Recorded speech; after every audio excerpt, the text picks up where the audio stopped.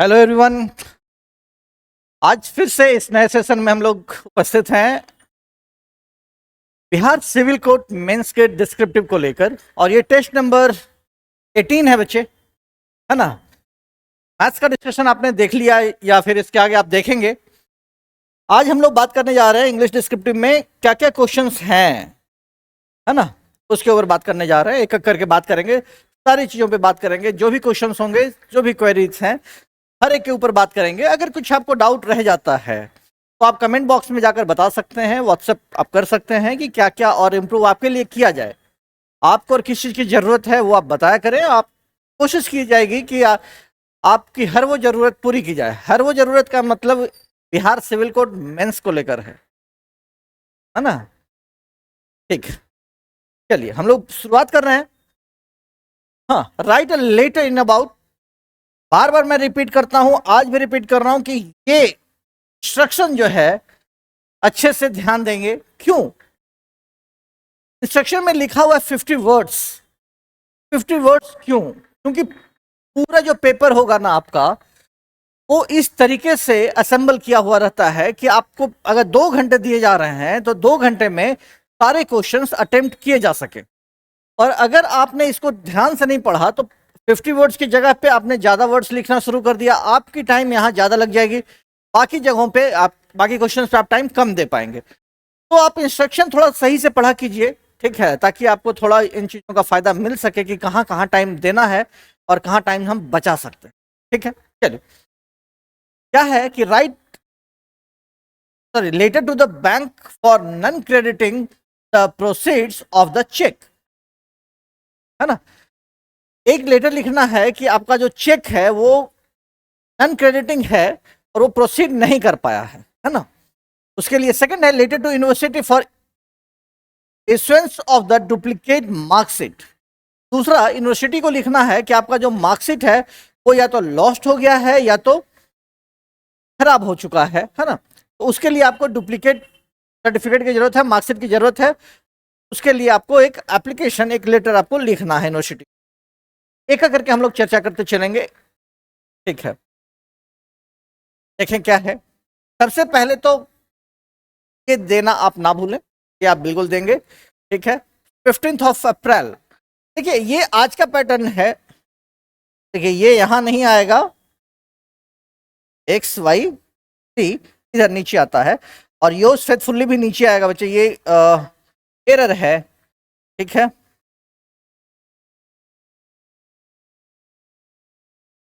हाँ, yours faithfully इधर आएगा,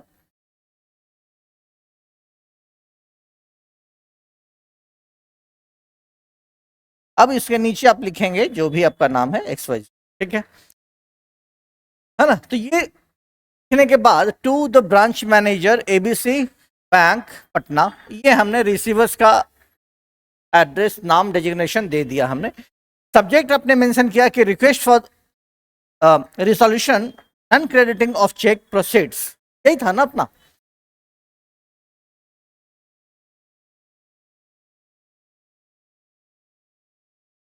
सर और मैडम, इसके बाद एक लाइन आप छोड़ेंगे सर या मैडम, उसके जस्ट नीचे वाली लाइन से आप लिखना शुरू करेंगे।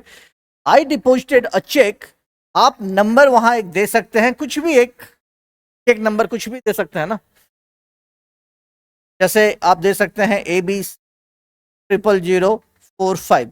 क्या है, कुछ मतलब नहीं है, मैंने वो एक नंबर दे दिया, चेक नंबर, लगे कि वो चेक नंबर है ना। ऑन डेट, डेट आपको एक मेंशन कर देना है।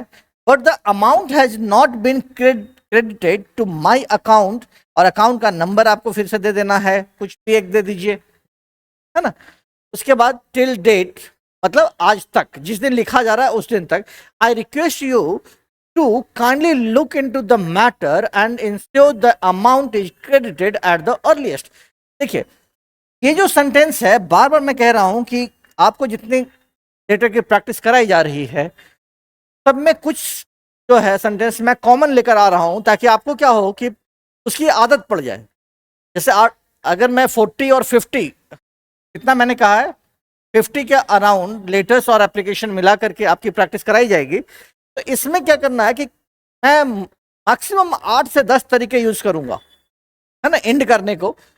उससे क्या होगा कि आपको सहूलियत हो जाएगी कि कौन सा सेंटेंस आपको अच्छा लग रहा है, कौन सा इजिली आप कवर कर पा रहे हैं, उससे आप लिखते चलेंगे, ठीक है। तो I request you to kindly look into the matter and द शो the amount is credited at the earliest, जितना जल्दी पॉसिबल हो सके, यानी सबसे पहले उसको आप करा दीजिए, हमें बहुत अर्जेंट है, ठीक है। Thanking you, your faithfully XYZ।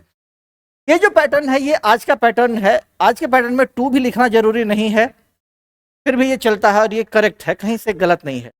लेकिन मैंने आपको ये डिस्कस किया है शुरुआत में ही, डेट नंबर 3, 4, है ना, मैं ये बताया है और उसमें ये आपको दिखाया है।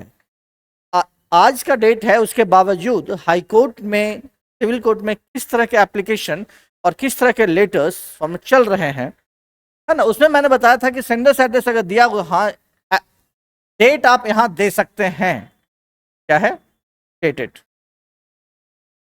डेट यहां दे सकते हैं, ठीक है। ये देने के बाद टू आप इधर बाहर दे सकते हैं, यहां आप फ्रॉम दे सकते हैं, ठीक है। हाँ, बाकी वैसे ही। और ये जो है ये आप सब्सक्रिप्शन यहां दे सकते हैं, ठीक है। ये हमारा जो मेथड है ये बहुत ही पुराना जो पैटर्न था हमारा, उसके अकॉर्डिंग जैसे ही हम लोग अगर सेंटेंस चेंज करते हैं तो पैराग्राफ अगर चेंज करते हैं तो जहां से सेंटेंस खत्म होता है वहीं से नेक्स्ट लाइन में हम लोग लिखना शुरू करते हैं। ये अगर आपने पुराने पैटर्न से भी लिखा ना तभी कोई प्रॉब्लम नहीं है, वो ये नहीं कहेगा कोई जो चेक करने वाले हैं कि आपने ये ऐसा क्यों लिखा है, ठीक है। इससे फायदा क्या होगा कि हो सकता है कि अगर पुराने ख्याल वाले जो एग्जामिनेशन आपको इवैल्यूएशन करने के लिए बैठे हैं वो आपको हो सकता है फुल मार्क्स दे दे, क्योंकि आज भी हाई कोर्ट में, सिविल कोर्ट में उसी तरह के लेटर्स और एप्लीकेशन वैसे ही चल रहा है उसी फॉर्मेट में। तो आप कोशिश कीजिए, देखिए मैं आपको सारा बता दे रहा हूँ, वहाँ कॉपी चेक करने वाले कौन होंगे, इवेल्युएट करने वाले कौन होंगे, मैं वो नहीं जानता। अगर नया पैटर्न भी लिखा आपने, कहीं से एरर नहीं है, कहीं से कोई दिक्कत नहीं है, लेकिन हो सकता है कि इस वाले लेटर में हो सकता है कि आपको मार्क्स ज़्यादा आ जाए और अपने को मतलब सिर्फ और सिर्फ स्कोर से है, ठीक है। जैसा पहले भी हुआ है कि हाईकोर्ट में जिन बच्चों का सिलेक्शन हुआ है अपने यहाँ से, उनको भी मैंने वही कहा था। तो उनमें से 2-3 बच्चे लास्ट वाले में, फिर 2016 वाले में भी कुछ बच्चे सिलेक्ट हुए। यही होता है, पैटर्न यही है। बहुत ज़्यादा बच्चों का सिलेक्शन नहीं है उसमें, वो एक अच्छा पेपर होता है, हाई कोर्ट असिस्टेंट बहुत अच्छा सा पेपर होता है और उसमें बच्चे बहुत कम होते हैं बैच में, उनमें से ही कभी 3-4 हो जाते हैं, कभी 2-3 हो जाते हैं, बस यही है। ऐसे नहीं है कि हमारे यहाँ से 40 हो गए, 30 हो गए, वैसा नहीं है, ठीक है। लेकिन इतने होते हैं, ये मैं आपको बता रहा हूँ। तो पैटर्न वो होना चाहिए क्योंकि मैक्सिमम स्कोर के लिए ही आप प्रैक्टिस कर रहे हैं, है ना। चलिए नेक्स्ट देखते हैं क्या है। नेक्स्ट जो है वो ब्रांच मैनेजर को लिखना है ना, नहीं सॉरी, यूनिवर्सिटी को लिखना है। क्या है, एग्जामिनेशन हॉल आपने दिया, डेट दिया, सब्जेक्ट दिया। देखिए फिर से यहाँ थोड़ा सा एरर आ गया आपका, सर या मैडम, हाँ ठीक है, कॉमा, बात शुरू कर रहे हैं। I am XYZ, a former student of your college, batch of 2019 with enrolment number. देखिए ये हमने कुछ भी दे दिया, जैसे APK, ए और पी से आपकी पाठशाला है, हमने कुछ भी दे दिया, APK LM 2019। Registration number generally जो रहता है एनरोलमेंट नंबर, वो ईयर के साथ कुछ कुछ कभी कभी रहता है, मैंने वो दे दिया, ठीक है। I am writing to request the issuance of a duplicate mark sheet as the original has been lost या damaged and is no longer available for use। आप या तो lost या फिर damaged यूज कर सकते हैं, कोई एक यूज करेंगे ताकि उसको रीजन लगे, सही परफेक्ट रीजन लगे, है ना। The document is urgently required for academic या employment purposes। आप अपना मतलब लिखेंगे, या तो academic purpose के लिए हो सकता है, आपने ग्रेजुएशन किया है उसके मार्कशीट आपने खो दिया है तो पीजी में एडमिशन कैसे लेंगे, पीजी का खो दिया है तो पीएचडी में कैसे एडमिशन लेंगे। तो एकेडमिक पर्पस के लिए भी या फिर एम्प्लॉयमेंट पर्पस के लिए भी, कहीं आप जॉब के लिए जा रहे हैं तो वहां आपको उसकी जरूरत है, तो अपना अपना आप मेंशन कर सकते हैं, कहीं से कोई दिक्कत नहीं है। I request you to kindly process my application and issue the duplicate mark sheet at the earliest। देखिए मैंने वही कहा ना कि मैं ये हमेशा यूज करता ही करता हूँ आजकल, ठीक है, कुछ में अलग दिखेगा। At the earliest I am willing to complete any required formalities and pay the necessary fee। हाँ ठीक है, और उसके लिए मैं बिल्कुल देने को तैयार हूँ, कोई भी जो रिक्वायर्ड फॉर्मेलिटीज है करने को तैयार हूँ, और जो अगर जो नेसेसरी जो फी है मैं फी भी पे करने को रेडी हूँ, बशर्ते मेरी जो डुप्लीकेट मार्कशीट है वो हमें इशू की जाए। ठीक है, thanking you for your kind assistance. देखिए ये फिर से यहाँ आ गया, यहाँ नहीं आना चाहिए, क्या आना चाहिए? योर्स फेथफुली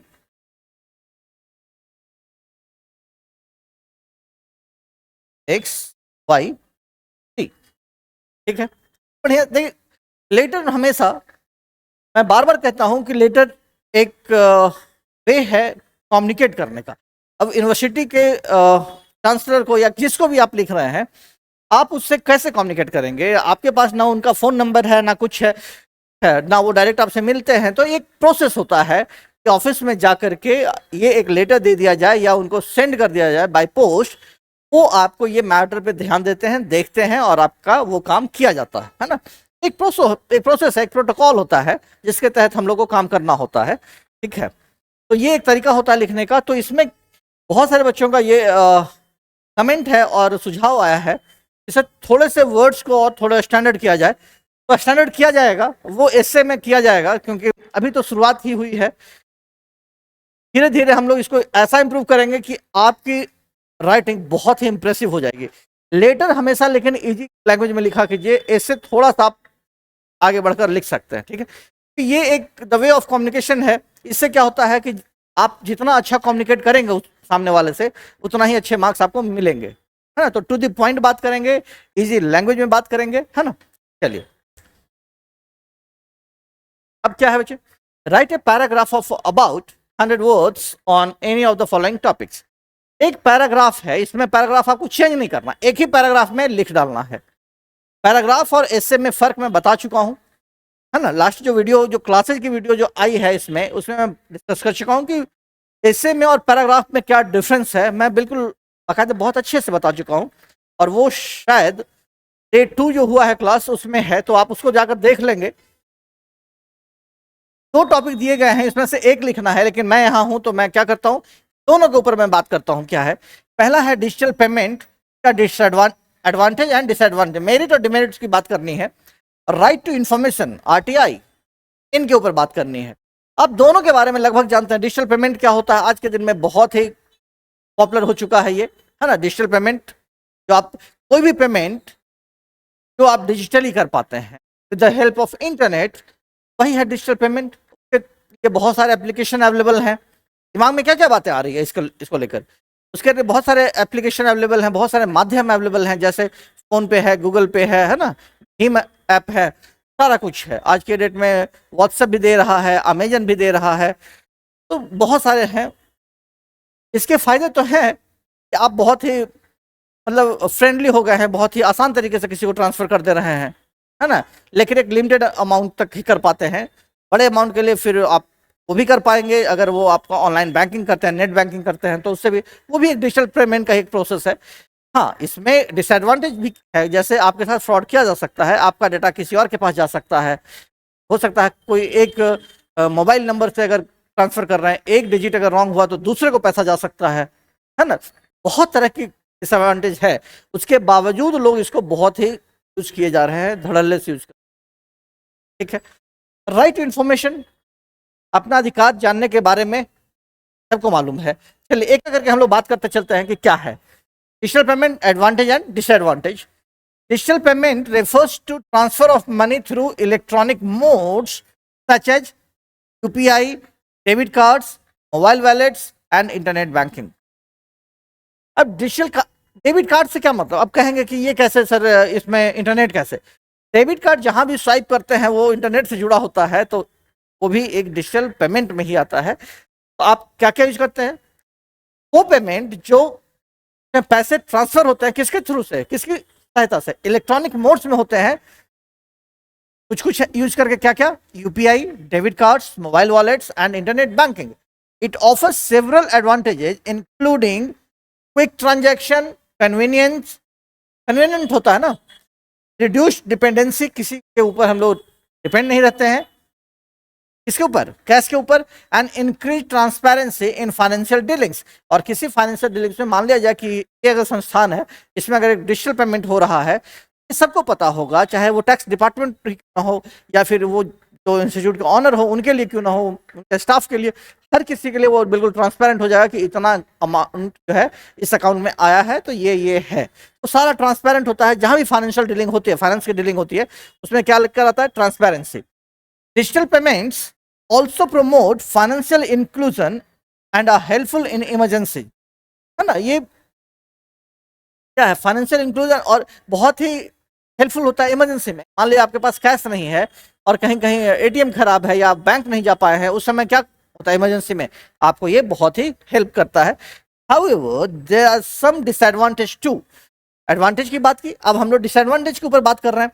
क्या है डिसएडवांटेज? क्या है कि this include the risk of cyber fraud. बिल्कुल है। साइबर क्राइम में हमने जो बात किया था कि साइबर क्राइम जो हम ऑलरेडी डिस्कस कर चुके हैं, उसमें क्या था? यही तो था ना कि आप लोग के साथ बहुत ज्यादा फ्रॉड किया जा सकता है। This include the risk of cyber fraud, data theft, technical glitches and the exclusion of people who are not digitally literate, है ना। जो लोग बिल्कुल उस चीज से अवेयर नहीं है या फिर तो जिनको ये नहीं आता है डिजिटली पेमेंट करने, वो तो इस रेस से बाहर हो जाएंगे अगर सब कुछ डिजिटल हो गया तो, है ना। तो ये चीज होता है। डिस्पाइट द चैलेंजेस, इतने चैलेंजेस के बावजूद क्या होता है कि digital payment is becoming an essential part of our modern life. इतने साल, इतने रिस्क फैक्टर्स होने के बावजूद ये क्या है? एक बहुत ही महत्वपूर्ण, बहुत ही जरूरी पार्ट बन गया है हमारे मॉडर्न लाइफ का, due to its speed, safety and. ये सेफ है। सेफ कब है? जब आप बिल्कुल अवेयर होते हैं हर किसी से। कोई आपको कॉल करता है कि ये बता दे, आज के डेट में डिजिटल अरेस्ट होता है ना। हाँ, आज ही हमारे यहाँ जो टाइप करते हैं कि वाइफ के साथ ही हादसा हुआ कि डिजिटली कोई उनको अरेस्ट किया, कोई वीडियो कॉल करके वो बता रहा है कि वो पुलिस ऑफिसर है और उन्होंने अपने सारे डिटेल बता दिए। ये होता है। जो लोग अवेयर नहीं होते हैं उनके साथ तो ये हो ही सकता है। चलिए, राइट टू इंफॉर्मेशन ये क्या है? ये लिखने का सबसे, मैं बहुत बार बता चुका हूं कि शुरुआत कहां से करना है। तो सबसे पहले तो उसके बारे में बता देंगे कि it is an important fundamental right that empowers citizens to take information from the government. एक ऐसा अधिकार आपको देता है, एक आपको ऐसे इंपावर करता है, आपको ऐसे सशक्त बनाता है, आपको एक शक्ति प्रदान करता है कि आप गवर्नमेंट से अपने बारे में इंफॉर्मेशन ले सकते हैं, किसी भी चीज के बारे में, जिसके बारे में आप चाहें। और गवर्नमेंट उसके लिए बाध्य होती है, they are bound to produce that information. Acted in India through the RTI Act 2005, promote transparency and accountability in public offices. 2005 में जब ये आया तो इस क्या हुआ? इसने किसको प्रमोट किया? ट्रांसपेरेंसी को। चीजें ट्रांसपेरेंट हो गई, आप कुछ चोरी छिपे कुछ नहीं कर सकते, आपके बारे में हम इंफॉर्मेशन निकाल सकते हैं। और अकाउंटेबिलिटी इन पब्लिक ऑफिस, जो पब्लिक ऑफिस है वहां लोग और ज्यादा जिम्मेदार हो गए। गलत ना करें, नहीं तो भाई क्या करेंगे लोग? इंफॉर्मेशन मांग लेंगे। Through this law any citizen can request information related to government functioning. इस लॉ के तहत लोग क्या कर सकते हैं? एनी सिटीजन, कोई भी नागरिक जो है ना, वो रिक्वेस्ट कर सकता है कि गवर्नमेंट से रिलेटेड कोई भी चीज है उसका इंफॉर्मेशन उसको दिया जाए। तो गवर्नमेंट जो फंक्शनिंग में है, डिसीजंस और यूज ऑफ पब्लिक फंड्स, क्या हाँ, गवर्नमेंट फंक्शनिंग, डिसीजंस या फिर उसके पब्लिक फंड्स को लेकर वो आपसे इंफॉर्मेशन मांगा जा सकता है। कौन मांग सकता है? कोई भी सिटीजन, ठीक है, इस लॉ के थ्रू।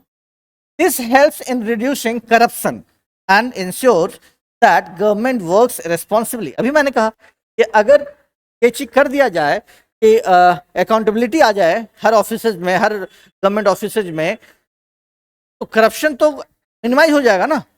तो वो गलत कैसे करेंगे? वो अगर गलत करेंगे तो उनको लगेगा कि कोई भी व्यक्ति जो है वो हमारा इंफॉर्मेशन मांग सकता है इस ऑफिस का, कैसे कैसे क्या किया गया है और कैसे कैसे क्या किया जा रहा है। तो इससे क्या होगा? सारी जो सच बातें हैं वो उनको सामने आ जाएगी और वो फिर के लिए उसके अगेंस्ट वो कोर्ट में फाइल कर सकता है, थाने में जाकर के, वो पुलिस स्टेशन जाकर के उसके अगेंस्ट वो चार्ज लगा सकता है ना। चलिए, the RTI has become a powerful tool in the hands of A common people. ये किसके लिए पावर लाता है? एक कॉमन पीपल के लिए ना।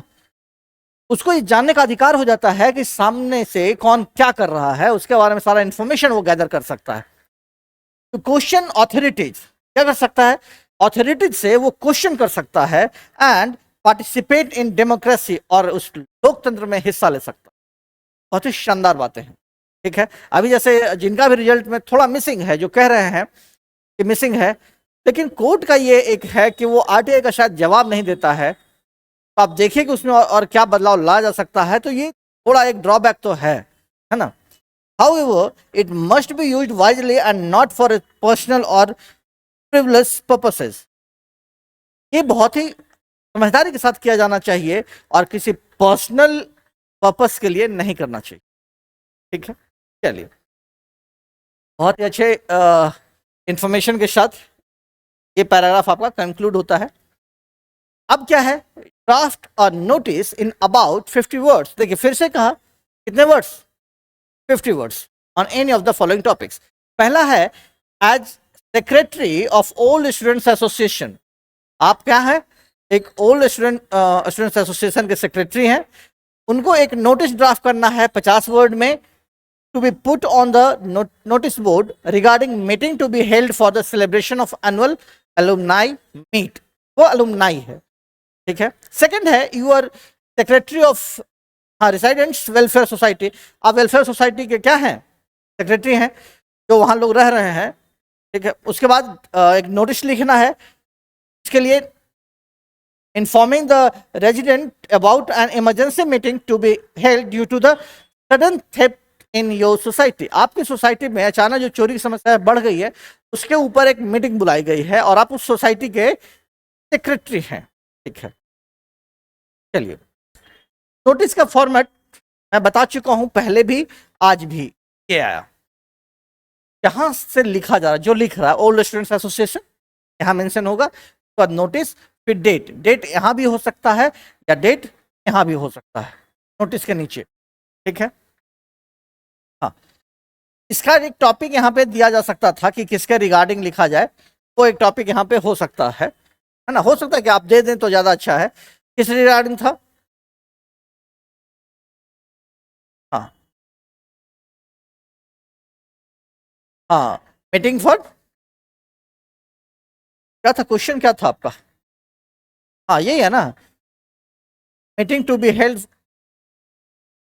हाँ, celebration regarding celebration of annual alumni meet. तो ये आप यहाँ पे दे सकते हैं कि सेलिब्रेशन रिगार्डिंग एनुअल मीट, ठीक है। तो all members are informed that a meeting will be held on 22nd of April 2025 at 9 a.m. in the school auditorium to discuss preparation for the annual alumni meet. All members are requested to attend without fail. तभी से ये request किया जा सकता है कि बिना absent हुए वो बिल्कुल वहाँ मौजूद रहें। और ये कब है? मीटिंग 22 अप्रैल 22 अप्रैल को है, 9 o'clock मॉर्निंग में। बहुत ही कम शब्दों में हमने लिख दिया, नोटिस ऐसा ही लिखा जाता है, 50 वर्ड्स में था, कंक्लूड हुआ। सेक्रेटरी ओल्ड स्टूडेंट्स एसोसिएशन, है ना, यहाँ मेंशन कर देना। डेट अगर यहाँ मेंशन करते हैं तो इसे भी यहीं मेंशन कर दीजिए, कहीं से आपका गलत नहीं है। हालांकि अभी वैसा ही चल रहा है, हर जगह वैसा ही लिखा जा रहा है। ये सिर्फ लेटेस्ट जो बुक्स हैं वहाँ ये दिया जा रहा है कि ऐसे, ठीक है। हालांकि अधिकांश ऑफिसेज में आप देखेंगे कि वैसे ही लिखा जा रहा है, डेट यहाँ और सब्सक्रिप्शन, ठीक है। चलिए, एक हो गया। सेकंड लिखना है, वेलफेयर सोसाइटी में आप जहाँ रह रहे हैं वहाँ चोरी की समस्याएं बढ़ गई है, थेफ्ट बढ़ गया है, उसके लिए डेट यहाँ नहीं आना चाहिए, या तो और इधर आना चाहिए या फिर और इधर आना चाहिए। हाँ देखिए, यहाँ भी जो है सब्जेक्ट है, यहाँ मिसिंग होना चाहिए रिगार्डिंग क्या था जो, है ना। चलिए, all residents are hereby informed that an emergency meeting will be held on April 22nd, 2025 at 6 p.m. in the community hall to discuss the recent theft incident and security measures. Your presence is important. Notice जब भी दिया जाता है तो कहा जाता है कि आप बिल्कुल मौजूद रहें, है ना, ऐसी चीज़ों में, ऐसी बातों में योर प्रेजेंस इज इंपॉर्टेंट। इससे पहले मैंने क्या सेंटेंस दिया है आपको, all members are requested to attend without fail. ये बड़ा ही प्यारा सा सेंटेंस है, आप लिखा कीजिए, ठीक है। चलिए, तो ये हो गया students residence welfare society, sorry secretary ऊपर आएगा बच्चे, और ये जो है ये इसके नीचे आएगा, हो गया। हाँ, नहीं मैं साइड हो जाता हूँ। कुछ लोगों का कमेंट ये भी होता है कि सर आप साइड होते नहीं, बहुत हिलते डुलते हैं, तो लो भाई मैं साइड हो गया। चलिए, हाँ, ये है आपका क्लोज टेस्ट, ठीक है। अगर आप इसे एक बार पढ़ेंगे तो आपको पता चलेगा कि ये क्या लिखा गया है, ठीक है। बहुत ही बेहतर सा एक क्लोज टेस्ट है, फिल इन द ब्लैंक्स के रूप में। क्या है, an appetizing and nutritious meal is always recommended because what what eat, जो खाया जाता है वही क्या करता है, वही असर डालता है। तो वहां क्या होना चाहिए, वर्ब होना चाहिए, क्या होना चाहिए, हाँ वही अफेक्ट्स आवर सेंसेज, जो हमारे सेंस पे असर डालता है। क्या, जो हम नहीं होता है कि जैसा खाते हैं वैसे आप बनते चले जाते हैं, तो वही है what eat affects our senses, जो हम खाते हैं वही हमारे सेंस पे अफेक्ट करता है। अफेक्ट्स क्या है, वर्ब है।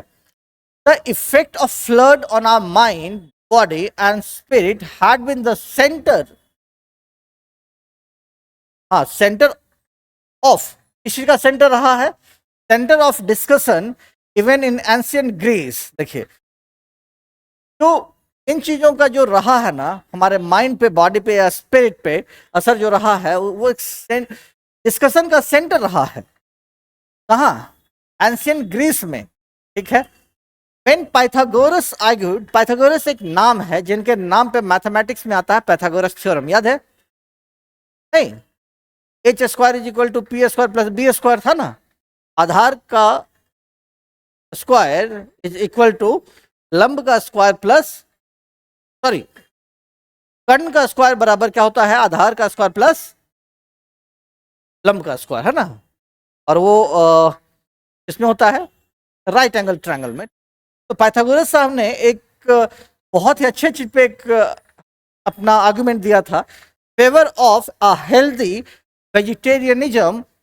और क्या है, हाँ, ऐसा डाइट जो वेजिटेरियन है वैसे डाइट के ऊपर उन्होंने क्या दिया था, एक अपना आर्गुमेंट दिया था, that to at the time when the philosopher lived in around 500 BC।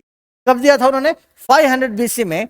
the term vegetarianism was unknown, उस समय वो वर्ड क्या था, अननोन था, क्योंकि उस समय भी लोग क्या थे, ज्यादातर लोग आसपास में रह रहे जानवरों पे डिपेंडेंट होते थे, बहुत सारे लोग नॉनवेज खाते थे, है ना। तो उस समय उन्होंने कहा था कि क्या वेजिटेरियन होना क्या होता है और वो डाइट क्या होता है, इसके बारे में लोग अननोन थे। और उसके ऊपर उन्होंने क्या दिया था, एक थीसिस दिया था वेजिटेरियन डाइट के ऊपर, ठीक है। His diet came to be known as the Pythagorean diet। और उनका जो दिया गया डाइट है ना, वो बाद में किस नाम से पॉपुलर हुआ, Pythagorean diet। He is known for his theory on geometry, but few are aware of his profound wisdom on food habits। Wisdom क्यों, विजडम का मतलब होता है बुद्धिमानी, उसके बारे में बहुत ज्यादा नॉलेज रखने वाला वो होता है ना। बहुत सारे लोग जानते हैं कि ज्योमेट्री में उन्होंने दिया है, लेकिन बहुत कम ऐसे लोग हैं जो अवेयर हैं इस बात से कि उनके पास एक प्रोफाउंड विजडम है, मतलब एक बहुत ही सशक्त नॉलेज है उस चीज के बारे में, फूड हैबिट्स के बारे में। तो ये आपका कंप्लीट हो गया। चलिए, नेक्स्ट है आपका क्या, हाँ उसका ही आंसर हमने यहाँ दे दिया है। तो अगर पीडीएफ ये शेयर किया जाए तो उनको ये क्या लगे, आंसर आपको मिल जाए, ठीक है। अब बात कर रहे हैं हिंदी डिस्क्रिप्टिव, और ये टेस्ट नंबर क्या है, 18 है ना। चलिए, गर्मियों के मौसम में प्यासे पक्षियों की मौत को रोकने के लिए कदम उठाने हेतु पर्यावरण प्राधिकरण को एक पत्र लिखे। तो गर्मियों में जब पक्षियां मरने लगती है, उनको पानी नहीं मिलता है, तो उनके लिए हम लोग क्या कर सकते हैं, तो हम लोग उनके लिए क्या कर सकते हैं, घरों में पानी रख सकते हैं, जगह जगह खिड़कियों पे, छत पे हम लोग पानी की व्यवस्था कर सकते हैं, छोटे छोटे पॉट में रखा जा सकता है, कुछ कुछ तालाबों की व्यवस्था की जा सकती है, कुछ जलाशय की व्यवस्था की जा सकती है ना। तो ये किया जा सकता है, तो उसी के ऊपर हम लोग को क्या लिखना है, पर्यावरण संरक्षण जो प्राधिकरण है उसको लिखना है। देखिए यहाँ पहले आप अपना सेंडर एड्रेस दे दीजिएगा अपना नाम के साथ, ठीक है, और एड्रेस दे दीजिएगा, अपना पता दे देना है कि आप कहाँ से लिख रहे हैं, यहाँ मिसिंग है। के बाद सेवा में अध्यक्ष महोदय पर्यावरण संरक्षण प्राधिकरण पटना, ठीक है, यहाँ पे हो सके तो पिन कोड भी दे दीजिए, कोई दिक्कत नहीं है। विषय है गर्मियों में प्यासे पक्षियों की रक्षा हेतु आवश्यक कदम उठाने के संबंध में महोदय, सविनय निवेदन है कि गर्मियों के मौसम में तापमान अधिक बढ़ जाता है, इससे जल स्रोत जो है वो क्या होते हैं, सूख जाते हैं और पक्षियों को पानी नहीं मिल पाता। और साथ में थोड़ी व्यवस्था करने के लिए कहा जा रहा है, गर्मियों में किया जा रहा है, क्योंकि उसमें क्या होता है, जहाँ जहाँ उनको पानी अवेलेबल होता है वो भी वहाँ उपलब्ध नहीं हो पाता है ना। तो उसके लिए क्या है कि बहुत सारे जल स्रोत सूख जाते हैं और उनको पानी नहीं मिल पाता, इससे अनेक निरीह पक्षियों की प्यास से मृत्यु हो जाती है। और ये बहुत ही क्या होता है, बहुत दुखदाई है। पानी के बगैर किसी की मौत हो जाना या भूख से कोई इंसान ही मर जाए, ये लानत वाली बात है। पक्षियों की अगर मृत्यु हो रही है तो ये भी कहीं से तर्क संगत तो नहीं है, हम लोग को उसके लिए आगे आना चाहिए। तो यही हमने क्या किया है कि अध्यक्ष महोदय को लिखा गया है, यह न केवल एक दुखद स्थिति है बल्कि पर्यावरण असंतुलन का कारण भी बन सकती है। बिल्कुल बन सकती है। हमारे इन्वायरमेंट में, हमारे पर्यावरण में हर एक चीज जो है वो एक दूसरे को संतुलित करने के लिए लगी पड़ी है। हर एक चीज आप सोच कर देखेंगे, आपने ये पढ़ा होगा, बहुत सारे चक्र, कार्बन चक्र, जल चक्र, बहुत सारे, है ना, एनर्जी साइकिल आपने पढ़ा है, ऊर्जा चक्र, तो सारी चीजें जो है एक दूसरे को बैलेंस करती है, ठीक है। और अगर उसमें बैलेंस अगर किसी का खराब हो गया, किसी में संतुलन, अगर कोई चीज असंतुलित हुआ, संतुलित होने का मतलब क्या होता है, हर किसी के लिए मुश्किल होना।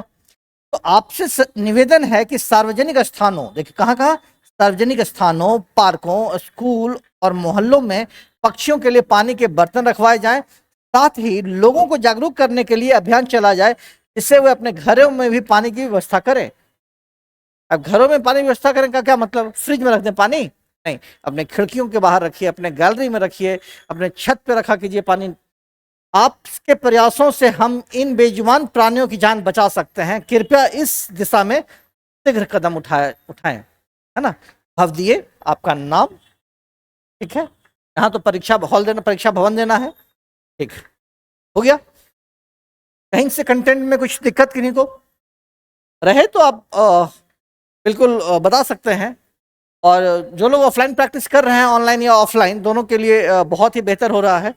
सबको पता है कि कितना टेस्ट आप लोग को दिया जा रहा है। टोटल आपको 20+5 यानी 25 टेस्ट, और इसमें 40 ऐसे और पैराग्राफ मिला करके हो जाते हैं हिंदी में, और 40 हो जाते हैं इंग्लिश में। 40 लेटर्स हो जाते हैं, लेटर एप्लीकेशन, और 40 यहाँ भी निबंध और ये हो जाते हैं।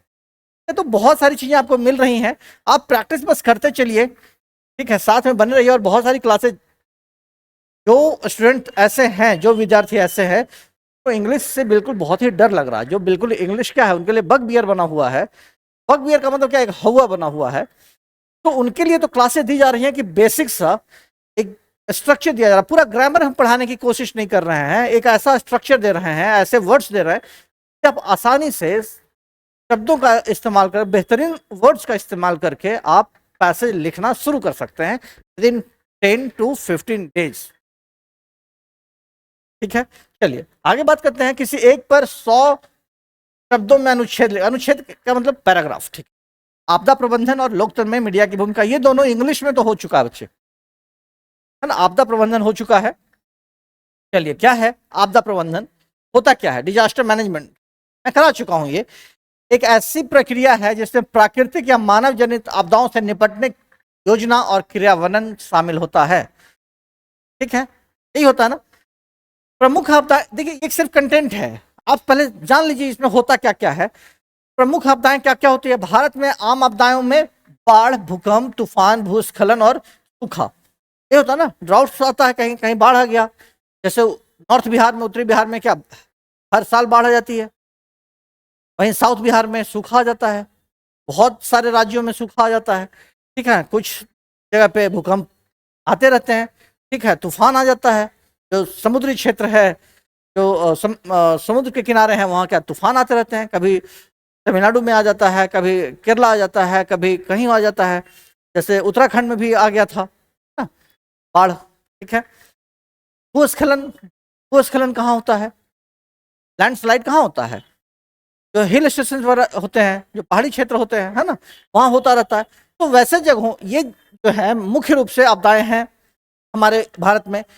उद्देश्य क्या है इस आपदा प्रबंधन का? उद्देश्य क्या है इसका? उद्देश्य जन और धन की हानि को कम करना तथा प्रभावित लोगों की मदद करना है। ध्यान रखिएगा, इसका उद्देश्य क्या है? जन और धन की हानि को कम करना, बिल्कुल खत्म नहीं करना, उसको कम करना, और इनको जो प्रभावित लोग हैं उनकी मदद करना, यही इसका उद्देश्य होता है। मुख्य कार्य क्या है?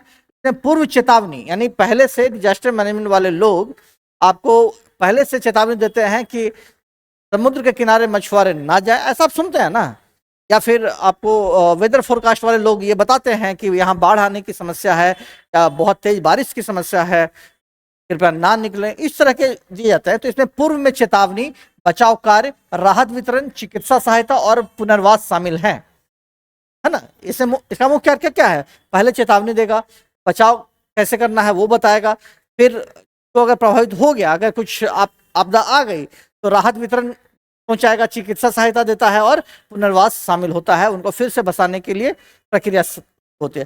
सरकारी प्रयास क्या होता है? सरकार ने राष्ट्रीय आपदा प्रबंधन प्राधिकरण एनडीएमए की स्थापना की है। सरकार ने क्या किया है? एनडीएमए की स्थापना की है। अब जिनको ये मालूम होगा कि एनडीएमए की स्थापना कब हुई है वो मेंशन कर सकते हैं। ठीक है, आम जनता की जागरूकता और सहयोग की बेहद जरूरी है। शैक्षिक योगदान, स्कूलों में आपदा प्रबंधन की शिक्षा दी जाती है जिससे छात्र तैयार रह सकें। ठीक है, निष्कर्ष में हम लोग क्या लिख सकते हैं कि सजगता, तत्परता और सहयोग से आपदाओं के प्रभाव को कम किया जा सकता है। किससे किससे? सजगता, अगर हम सजग रहते हैं, हम तत्पर रहते हैं, और सहयोग से, आपसी सहयोग करते हैं एक दूसरे को, मान लिया कि हमें पहले पता चल गया, फिर हम सामने वाले को भी बता दिया कि यहाँ थोड़ा ये करने की जरूरत है, सहयोग यही होता है। तो इन चीजों से उसके प्रभाव को कम किया जा सकता है। ये हमारा कंटेंट हो गया। अब इससे हम अनुच्छेद लिखेंगे कैसे, पैराग्राफ लिखेंगे कैसे? चलिए, क्या है? आपदा प्रबंधन एक समन्वित प्रक्रिया है जिसके माध्यम से प्राकृतिक अथवा मानव जनित आपदाओं से उत्पन्न संकटों से निपटने हेतु तैयारी, तत्क्षण प्रतिक्रिया और पश्चात पुनर्वास किया जाता है। आपदा आने के बाद उसको क्या, उनको फिर से बसाना होता है। भूकंप, बाढ़, चक्रवात, महामारी और सूखा जैसी आपदाएं जनजीवन को बुरी तरह प्रभावित करती हैं। इससे न केवल जान माल की हानि होती है बल्कि सामाजिक व आर्थिक ढांचे को भी क्षति पहुंचती है। आपदा प्रबंधन का उद्देश्य क्या है? हानि को न्यूनतम करते हुए जीवन को शीघ्र सामान्य बनाना, यही है ना, उद्देश्य तो यही था। और इसके अंतर्गत पूर्व चेतावनी प्रणाली, राहत कार्य, चिकित्सा सहायता तथा पुनर्निर्माण की योजनाएं सम्मिलित होती हैं। भारत सरकार द्वारा स्थापित राष्ट्रीय आपदा प्रबंधन प्राधिकरण एनडीएमए इस दिशा में सक्रिय भूमिका निभा रहा है। आज आवश्यकता है जनमानस को जागरूक किया जाए, विद्यालयों में इसके लिए शिक्षा दी जाए और तकनीकी साधनों का प्रयोग करके प्रभावी योजना बनाई जाए। एक सजग समाज की ही आपदा को अवसर में बदल सकता है। तो समाज सजग होगा तो वो आपदा भी हमारे लिए क्या, एक अवसर बन सकता है, उसको आसानी से उससे निपटा जा सकता है ना। तो ये आपदा प्रबंधन पे एक अनुच्छेद था। चलिए, लोकतंत्र में मीडिया की भूमिका, चलिए ये भी हम लोग इंग्लिश वाले में कर चुके हैं, हिंदी है ये। तो मीडिया का महत्व पहले तो ये समझना है कि लोकतंत्र में मीडिया को चौथा स्तंभ माना जाता है। कोई दिक्कत तो नहीं इसमें। तो जनता और सरकार के बीच में एक ब्रिज का काम, एक सेतु का काम करती है। जानकारी का प्रसार क्या करता है मीडिया? जनता को सरकार ने क्या क्या योजनाएं लाई, सरकार और क्या क्या कर रही है, सारी बातें मीडिया जनता को सरकार की नीतियों, फैसलों और घटनाओं से अवगत कराता है ना, जिससे लोग सूचित रहते हैं। ठीक है, जनमत निर्माण, मीडिया विभिन्न मुद्दों पर जनमत तैयार करता है और लोगों की राय को आकार देता है। मीडिया का काम क्या होता है कि लोगों से ये जो अपना जनमत है वो एक तैयार करता है कि आप क्या आखिर सरकार से क्या चाहते हैं। वो सारे को इकट्ठा करके वो सरकार के पास पहुंचाता है कि लोग इस चीज से परेशान हैं, इसके ऊपर भी ध्यान दिया जाए। वो क्या करता है, एक आईना के रूप में काम करता है। वो सरकार को आईना दिखाता है कि लोगों में ये परेशानियां हैं, ये कठिनाइयां उनको हो रही हैं, इनके ऊपर काम करने की आवश्यकता है। ठीक है, चलिए, सत्ता की निगरानी कौन करता है? मीडिया सरकार की कार्यशैली पर निगरानी रखता है और किसी भी भ्रष्टाचार या घोटाले का खुलासा करता है ना। स्वतंत्रता और निष्पक्षता, मीडिया को स्वतंत्र और निष्पक्ष होना चाहिए ताकि वह जनता के हित में सही सूचना प्रदान कर सके। लेकिन आज की डेट में क्या हो रहा है, बहुत लोग किसी के पक्ष में जाकर के बात करना शुरू कर चुके हैं, जिससे क्या हुआ है, उन्होंने अपना, लोग जो उनके प्रति क्या होते थे, बिल्कुल समर्पित होते थे कि उन्होंने जो कहा वो सत्य है, अब लोगों ने उनको गलत मानना शुरू कर दिया है, उनको लोग बहिष्कार करना शुरू कर दिया है, यहां तक ऐसा हो गया है ना। चुनौतियां क्या है कि कुछ मीडिया संस्थान अपने व्यावसायिक लाभ के कारण गलत जानकारी या भ्रामक समाचार फैलाते हैं। कुछ मीडिया संस्थान अपने व्यावसायिक लाभ और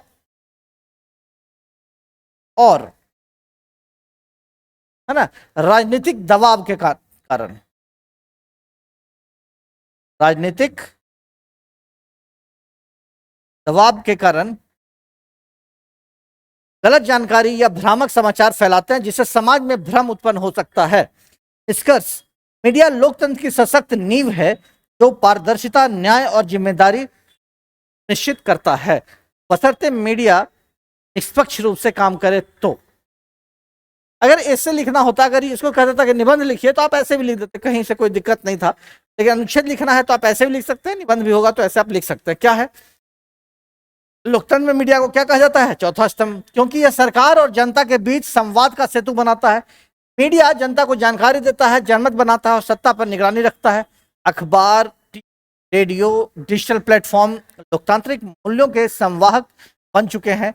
मीडिया की जिम्मेदारी है कि वह निष्पक्ष, तथ्यात्मक और निर्भीक होकर कार्य करे, यही है ना।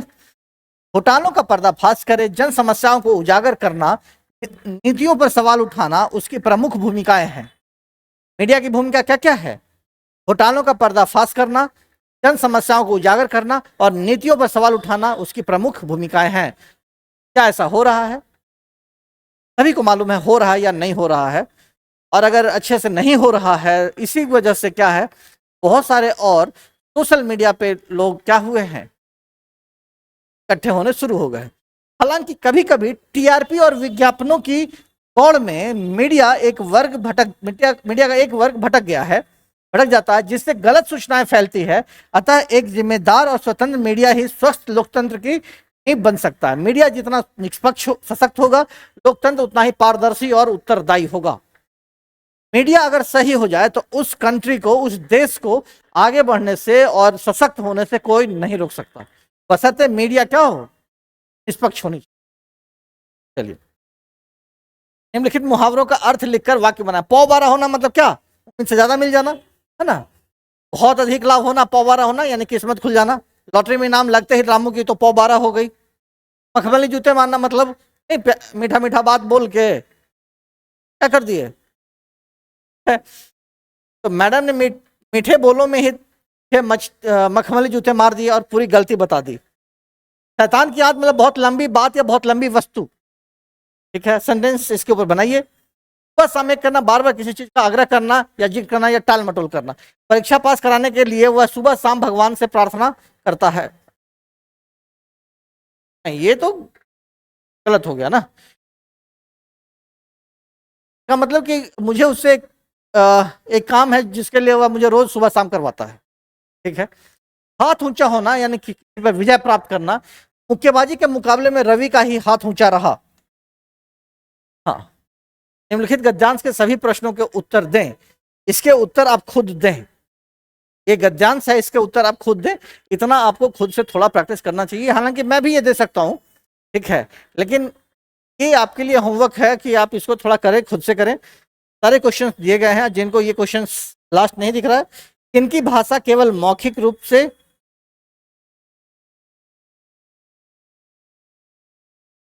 में उपयोग होती है ना। इनकी भाषा केवल मौखिक रूप में उपयोग होती है। उपयुक्त गद्यांश का उचित शीर्षक क्या होगा। हिंदी के लिए प्रयुक्त लिपि का नाम है। भाषा की लिपि हमेशा आवश्यक नहीं होती है, क्योंकि व्याकरण किस अध्ययन का आधार है। सारा इसमें बात है, लिखा हुआ है। व्याकरण भाषा के मौखिक और लिखित दोनों ही रूपों का अध्ययन करता है। लिखा हुआ है ना, सारा एकदम दिख रहा है कि आंसर कहाँ कहाँ है। आप एक बार पढ़ेंगे सारा आंसर फटाफट दे। तो ये आपके लिए है। और आज का शायद, हाँ ये तो आंसर है उसका। आज के इतने ही क्वेश्चन थे बच्चे। तो टेस्ट नंबर 18 का डिस्कशन अपना समाप्त होता है। आज के लिए इतना ही, धन्यवाद। Hello guys, once again welcome back to our channel. मेरे प्यारे साथियों, आपका फिर से स्वागत है सिविल कोड क्लर्क के टेस्ट मेन सीरीज सॉल्यूशन में। प्यारे साथियों, आज हम लोग सेट नंबर 18 का सॉल्यूशन करेंगे। लेकिन सेट नंबर 18 का सॉल्यूशन करने से पहले कुछ इंपॉर्टेंट बात है जो मैं आपके साथ शेयर करना चाहता हूं। मेरे प्यारे साथियों, सिविल कोड क्लर्क का रिजल्ट आ चुका है और बहुत सारे सिलेक्टेड विद्यार्थी हैं जो तैयारी में लग चुके हैं। और यह जो आपकी प्लेटफॉर्म है ओएसिस आपकी पाठशाला, वो आपके तैयारी को और बूस्टअप करने के लिए और बेहतर करने के लिए कुछ इन्फॉर्मेशन लेके आए हैं जो आपके बीच में हम शेयर करते हैं। मेरे प्यारे साथियों, आपको पता है कि मैंने शुरू में ही 20 जो मेंस का मॉक टेस्ट है वो डिजाइन किया था अकॉर्डिंग टू सिलेबस।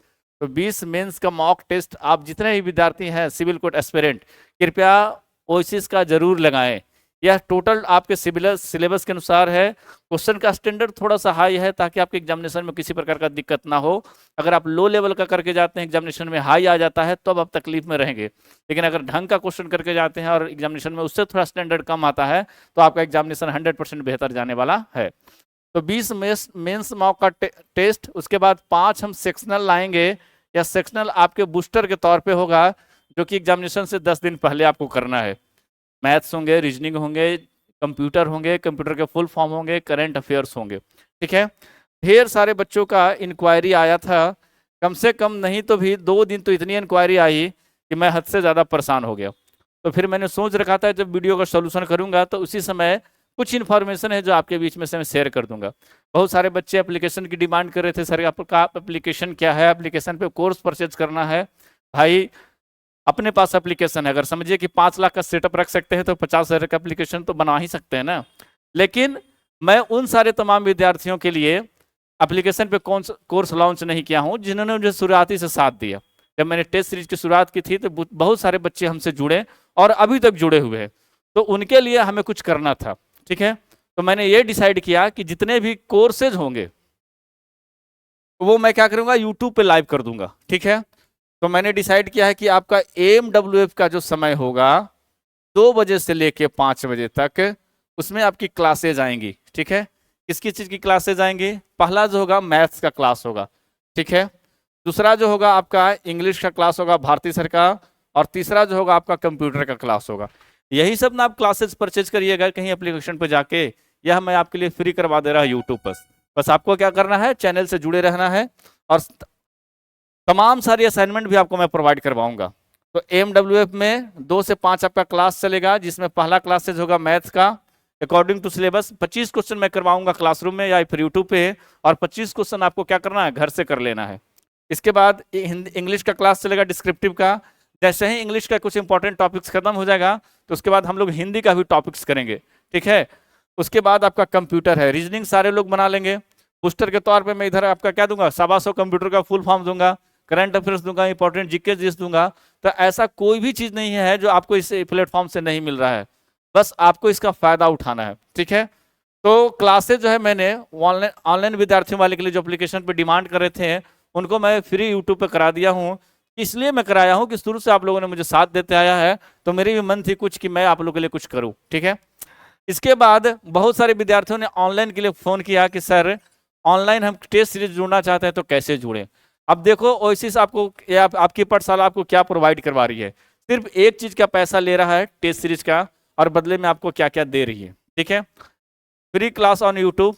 ठीक है, जो आप एप्लीकेशन पर किसी भी संस्थान से क्या करिएगा, परचेज करके पढ़िएगा, मैथ्स हो, इंग्लिश हो, कंप्यूटर हो, वो सब आपके फ्री रहेंगे। ठीक है, दूसरा चीज 20 मेंस का मॉक टेस्ट है, ये आपको क्या है, यही सिर्फ खरीदना है।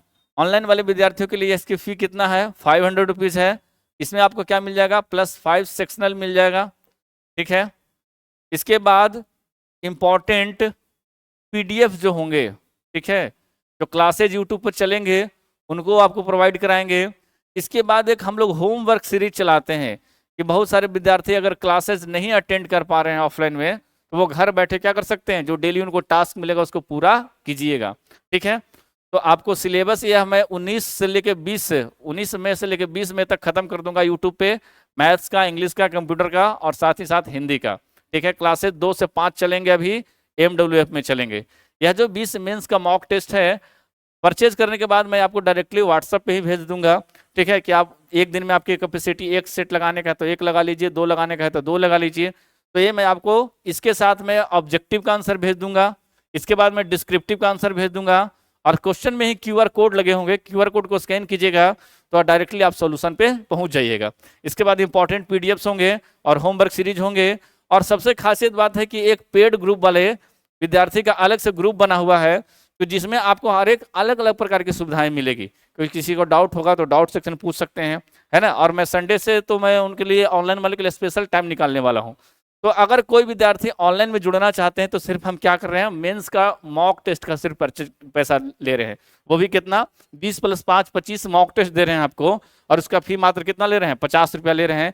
इट मीन्स आपको 20 रुपये मॉक टेस्ट पड़ा, ठीक है। ऑफलाइन वाले विद्यार्थियों के लिए क्या है, यह जो है आपका फी 1100 रुपया है, ठीक है।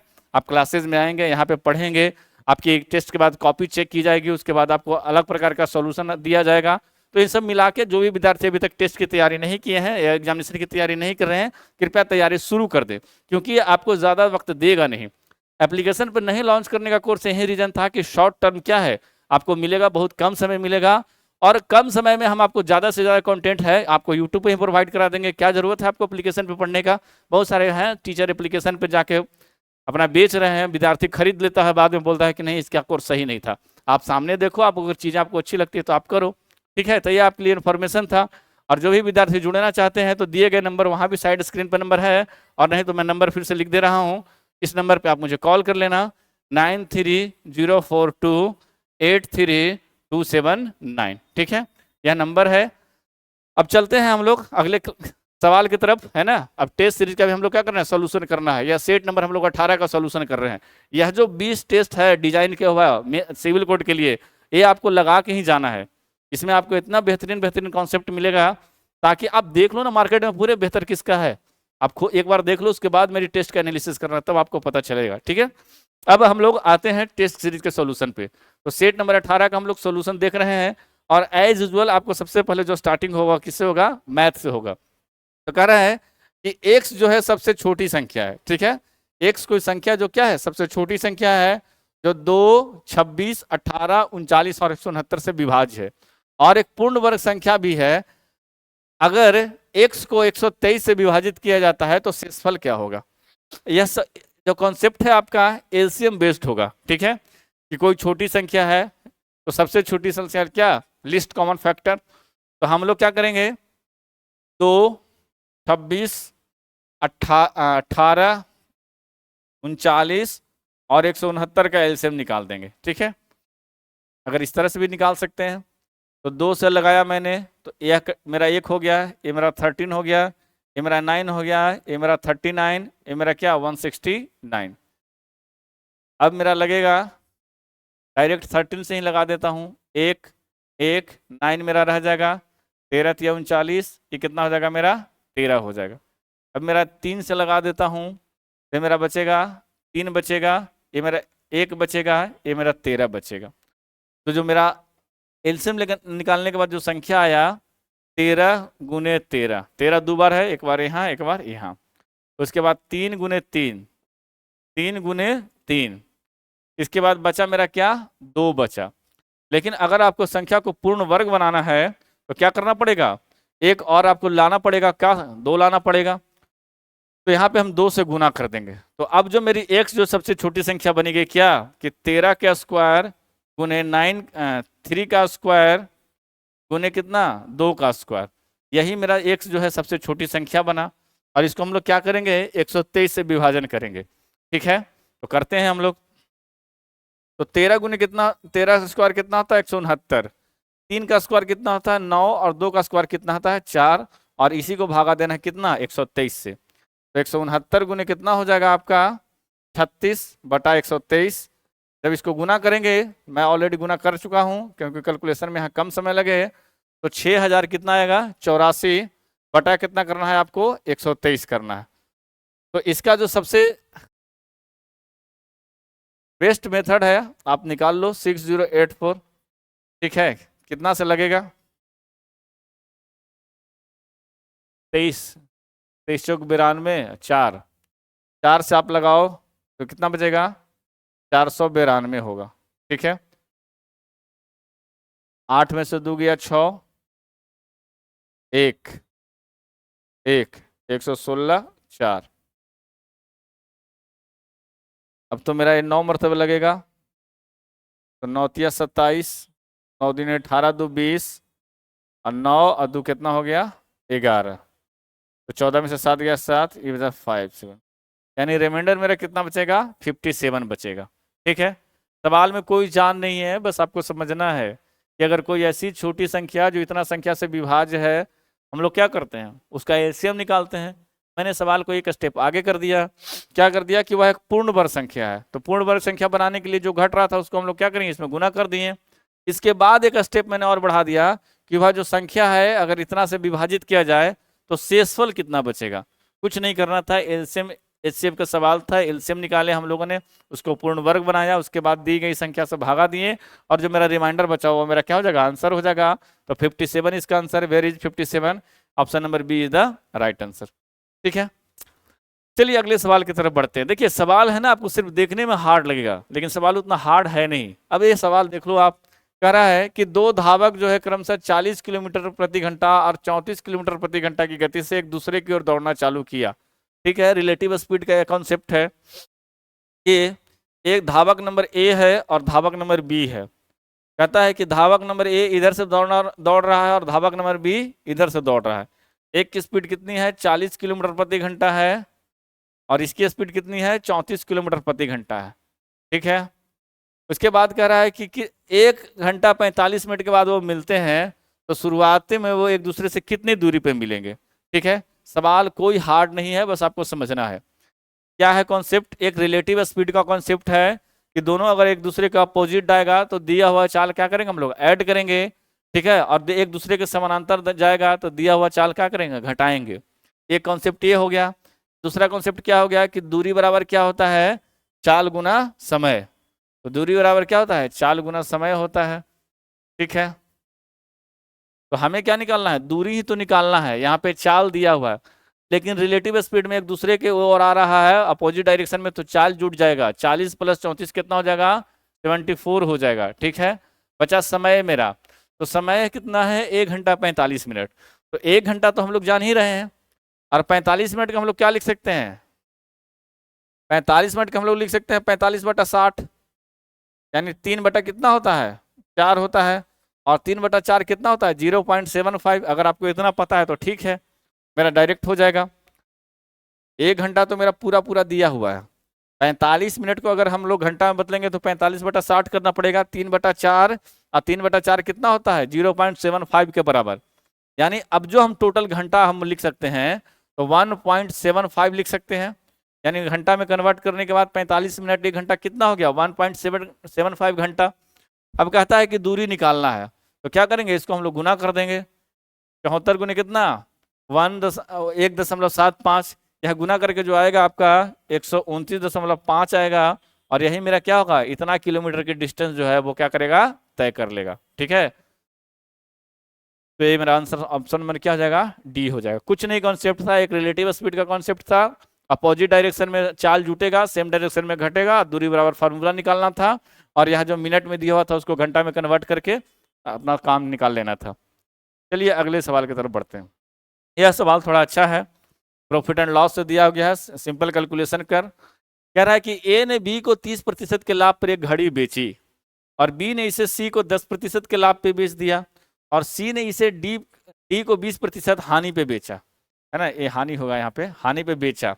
यदि ए का लाभ बी की तुलना में 51 रुपया अधिक है तो डी ने इसे कितने में खरीदा। ठीक है, अब बड़ा देखो लॉजिक से सवाल है, बहुत लोगों का अलग अलग बनाने का मेथड है, मैं आपको एज्यूम मेथड बता देता हूँ। अब जितना भी परसेंटेज में दिया हुआ है ना तो उसको हम लोग लिख लेंगे 30 बटा कितना होगा 100, तो मेरा कट जाएगा। ठीक है, 1 शून्य से 1 शून्य, 1 मेरा कितना है 10 बटा कितना है 100। ठीक है, तो ए मेरा कट गया, 20% है तो क्या होगा 20/100, तो मेरा कटेगा कितना से 5 से, तो मेरा बचा 3/10 बचा। ठीक है, 1/10 बचा और 1/5 बटा। अब नीचे वाला फैक्टर को आप मल्टीप्लाई कर दो। ठीक है, तो नीचे वाला फैक्टर जो बचा मेरा 10 × 10 × 5, तो 10 गुने 10 मेरा कितना हुआ 100, 100 गुने 5 बराबर कितना हुआ 500, ये मेरा कितना हुआ 500। अब ये 500 हम लोग किसको मानते हैं, 500 हम लोग मानते हैं ए का, ठीक है। यहाँ पे माना गया है, कन्फर्म नहीं बताया गया है कि 500 रुपया ही क्या है उसकी है। बस ये हम लोग इस तरह से क्या करते हैं, कैलकुलेशन को आसान बनाने के लिए बना लेते हैं। क्या करते हैं, दिया गया जितना भी परसेंटेज है उसको फ्रैक्शन में तोड़ के और नीचे वाला फैक्टर को मल्टीप्लाई कर देते हैं। तो इस तरह से हम लोगों ने किया था, कितना आया 500।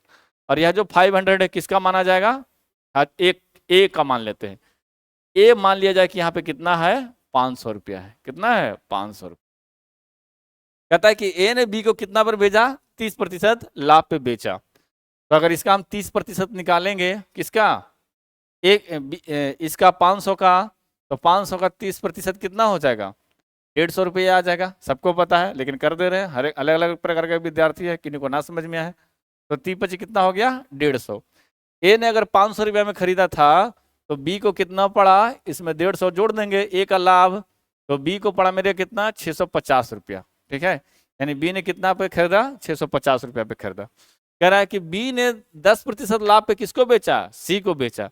कोई बात नहीं, तो 650 का 10% कितना होगा, 650 का 10% 65 होगा, ठीक है। 2 शून्य से 2 शून्य कट गया। तो डी को जब बेचा तो बी अपना लाभ जोड़ लिया इसमें, तो कितना हो गया 5, 6 5 11 और 6 1 7, यानी यही प्रोडक्ट सी को कितना में पड़ा 715 में। कहता है कि डी जो है, सी ने डी को इसको कितना पर बेचा 20% की हानि पे बेचा, ठीक है। तो 715 का 20% हानि निकाल लेंगे, 1/5 भी हम कर सकते हैं, 1/5 ही कर लेते हैं। तो 103 हो जाएगा ना, 103।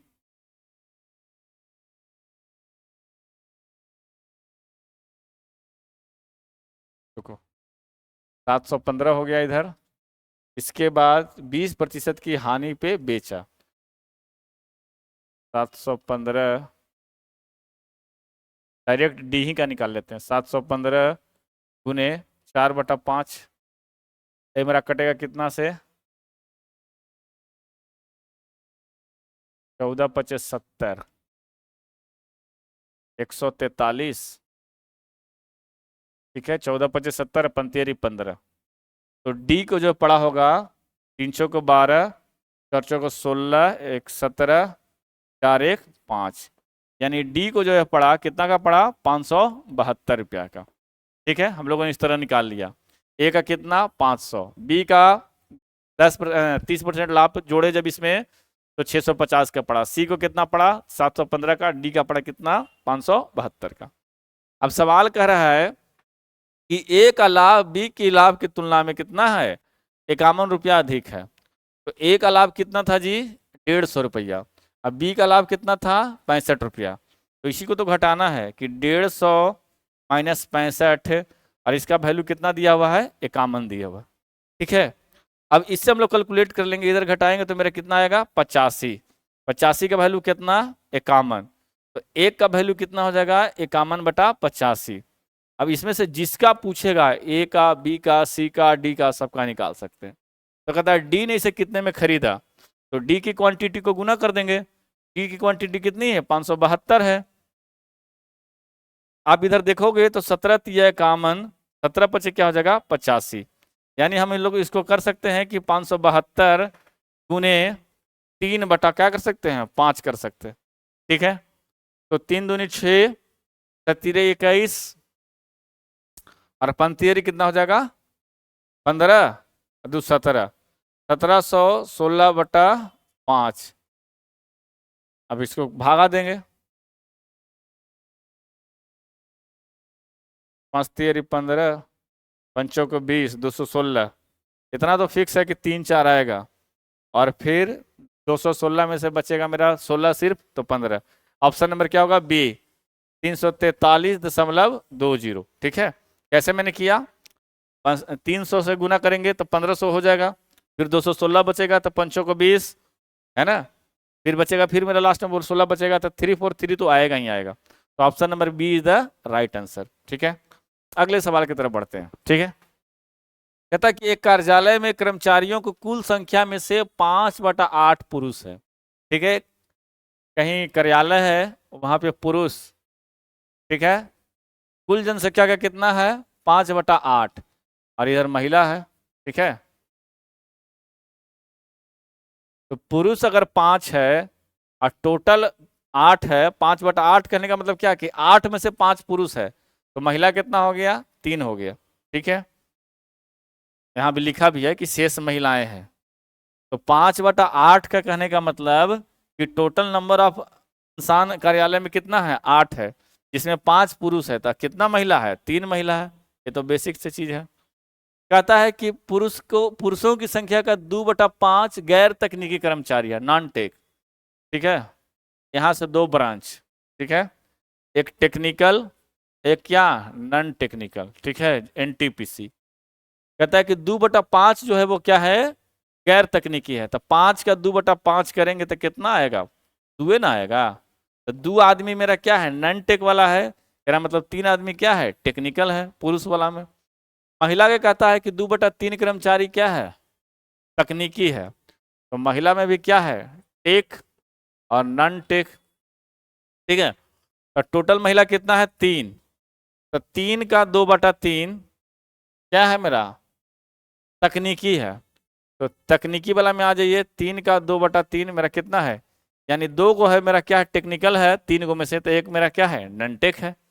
बस यही तो निकालना था, पहले पुरुष महिला, फिर पुरुष महिला में कितना टेक्निकल कितना नॉन टेक्निकल, दोनों में निकाल लिए। अब सवाल क्या पूछा है कि कर्मचारियों की कुल संख्या का कितना अंश तकनीकी कर्मचारी है, तो कितना अंश जो है टेक्निकल है। तब पुरुष वाला में टेक्निकल कितना था 3 गो, महिला वाला में टेक्निकल कितना है 2 गो, तो टोटल टेक्निकल कितना हो गया 5 गो, और कुल जनसंख्या कितना था पुरुष महिला मिला के 8 गो, तो क्या हो जाएगा 5/8। Where is option B, option B 5/8 हो जाएगा इसका सही आंसर। चलिए अगले सवाल की तरफ बढ़ते हैं। कहता है एक व्यक्ति अपनी आय का 16.2/3 बचाता है। यदि बचत में 36% की वृद्धि होती है और व्यय में 60% की वृद्धि होती है तो उसकी आय में प्रतिशत वृद्धि ज्ञात करें। देखो आय जो होता है ना, एक फार्मूला लिख लीजिए, आय बराबर आय में से ही खर्चा करेंगे या फिर बचत करेंगे। तो मान लिया जाए कि मैंने बचत किया तो क्या हो गया कुछ खर्चा भी हुआ होगा, तो यही फार्मूला है। ठीक है, कि बचत प्लस खर्चा वो क्या होता है इनकम होता है। क्या आपके पास इनकम है उसमें से खर्चा कर लिया और कुछ बच गया तो क्या हो गया दोनों मिला के इनकम के इक्विवेलेंट हो गया। अब आय जो है ना कितना है, तो अच्छा 16.5/2/3 का मतलब होता है 16.5/2/3% बराबर होता है 1/6। तो अभी तो इस कॉन्सेप्ट पर जाने थे कि टोटल कितना 6, तो 6 मेरा क्या है इनकम है और बचाता है, तो 1 यूनिट क्या करता है बचाता है। जैसे इसके पहले वाला सवाल में क्या था कि 5/8 था जिसमें 5 पुरुष था, तो 8 टोटल जनसंख्या था, तो बचा 3 मेरा मैं क्या हो गया महिला हो गया था। उसी प्रकार है 16.2/3, तो 16.2/3 कितना होता है 1/6 के बराबर होता है, यानी उसकी आय कितना है 6 है। ठीक है, और यहाँ पे लिखा हुआ है बचाता है, यानी एक जो क्या है उसका बचत है, लिख ले रहे हैं एक बचत है। तो समझिए कि अगर आय 6 है एक बचत है तो खर्चा कितना किया होगा 5 खर्चा करता होगा। ठीक है, आय 6 है एक बचाता है तो 5 खर्चा करता होगा। अब कह रहा है कि यदि बचत में 36% की वृद्धि होती है और व्यय में 60% की वृद्धि होती है तो उसकी आय में प्रतिशत वृद्धि क्या है।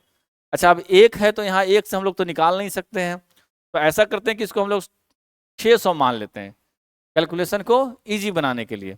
यहाँ हम लोग क्या किए 100 मान लिए और यहाँ हम लोग क्या किए 500। ठीक है, तो अब मेरा इनकम क्या हो गया खर्चा सॉरी इनकम मेरा क्या हो गया 600, बचत मेरा 100 रुपया और खर्चा मेरा 500। अब कैलकुलेशन करना मेरा ज़्यादा आसान है।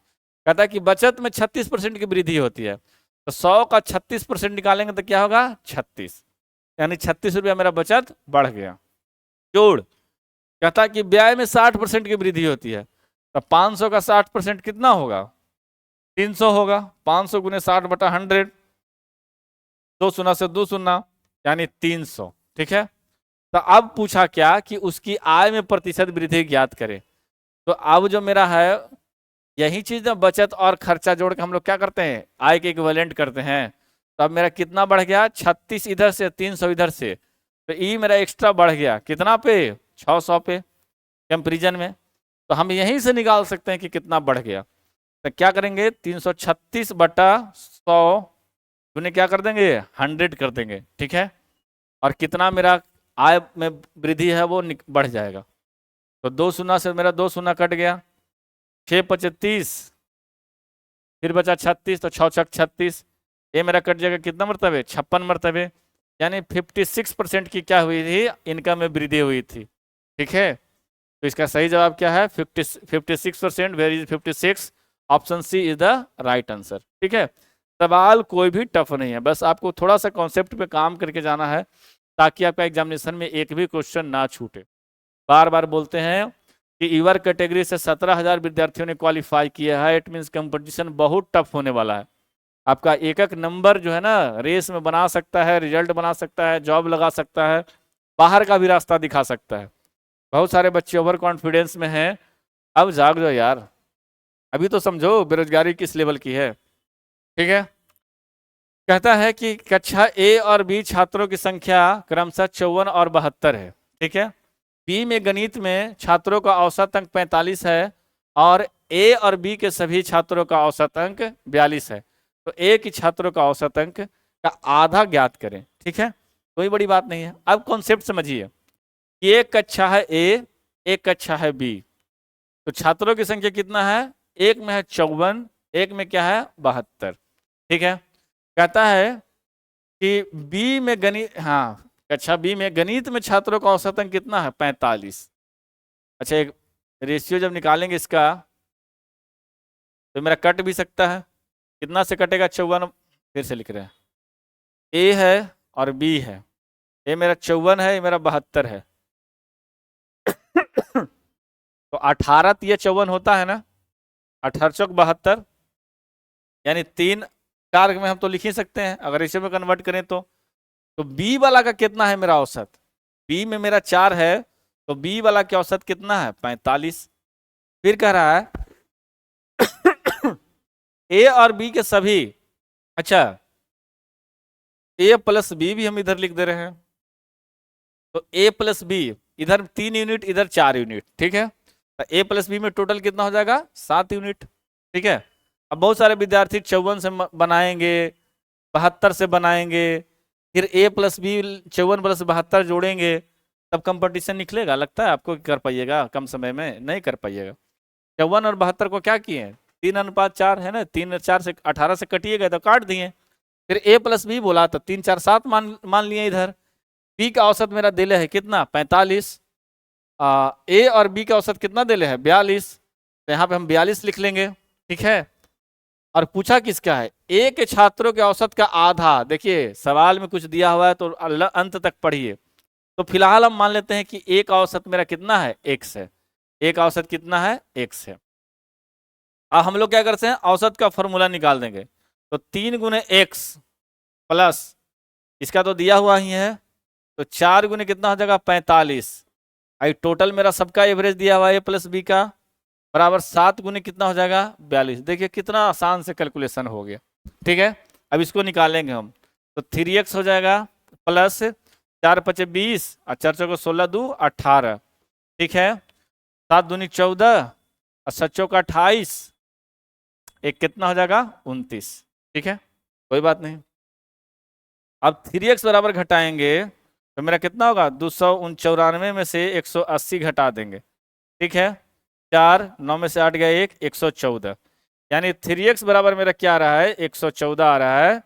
तो x बराबर क्या हो जाएगा, 114 बटा 3, कटेगा ना, 3 तेरी 9,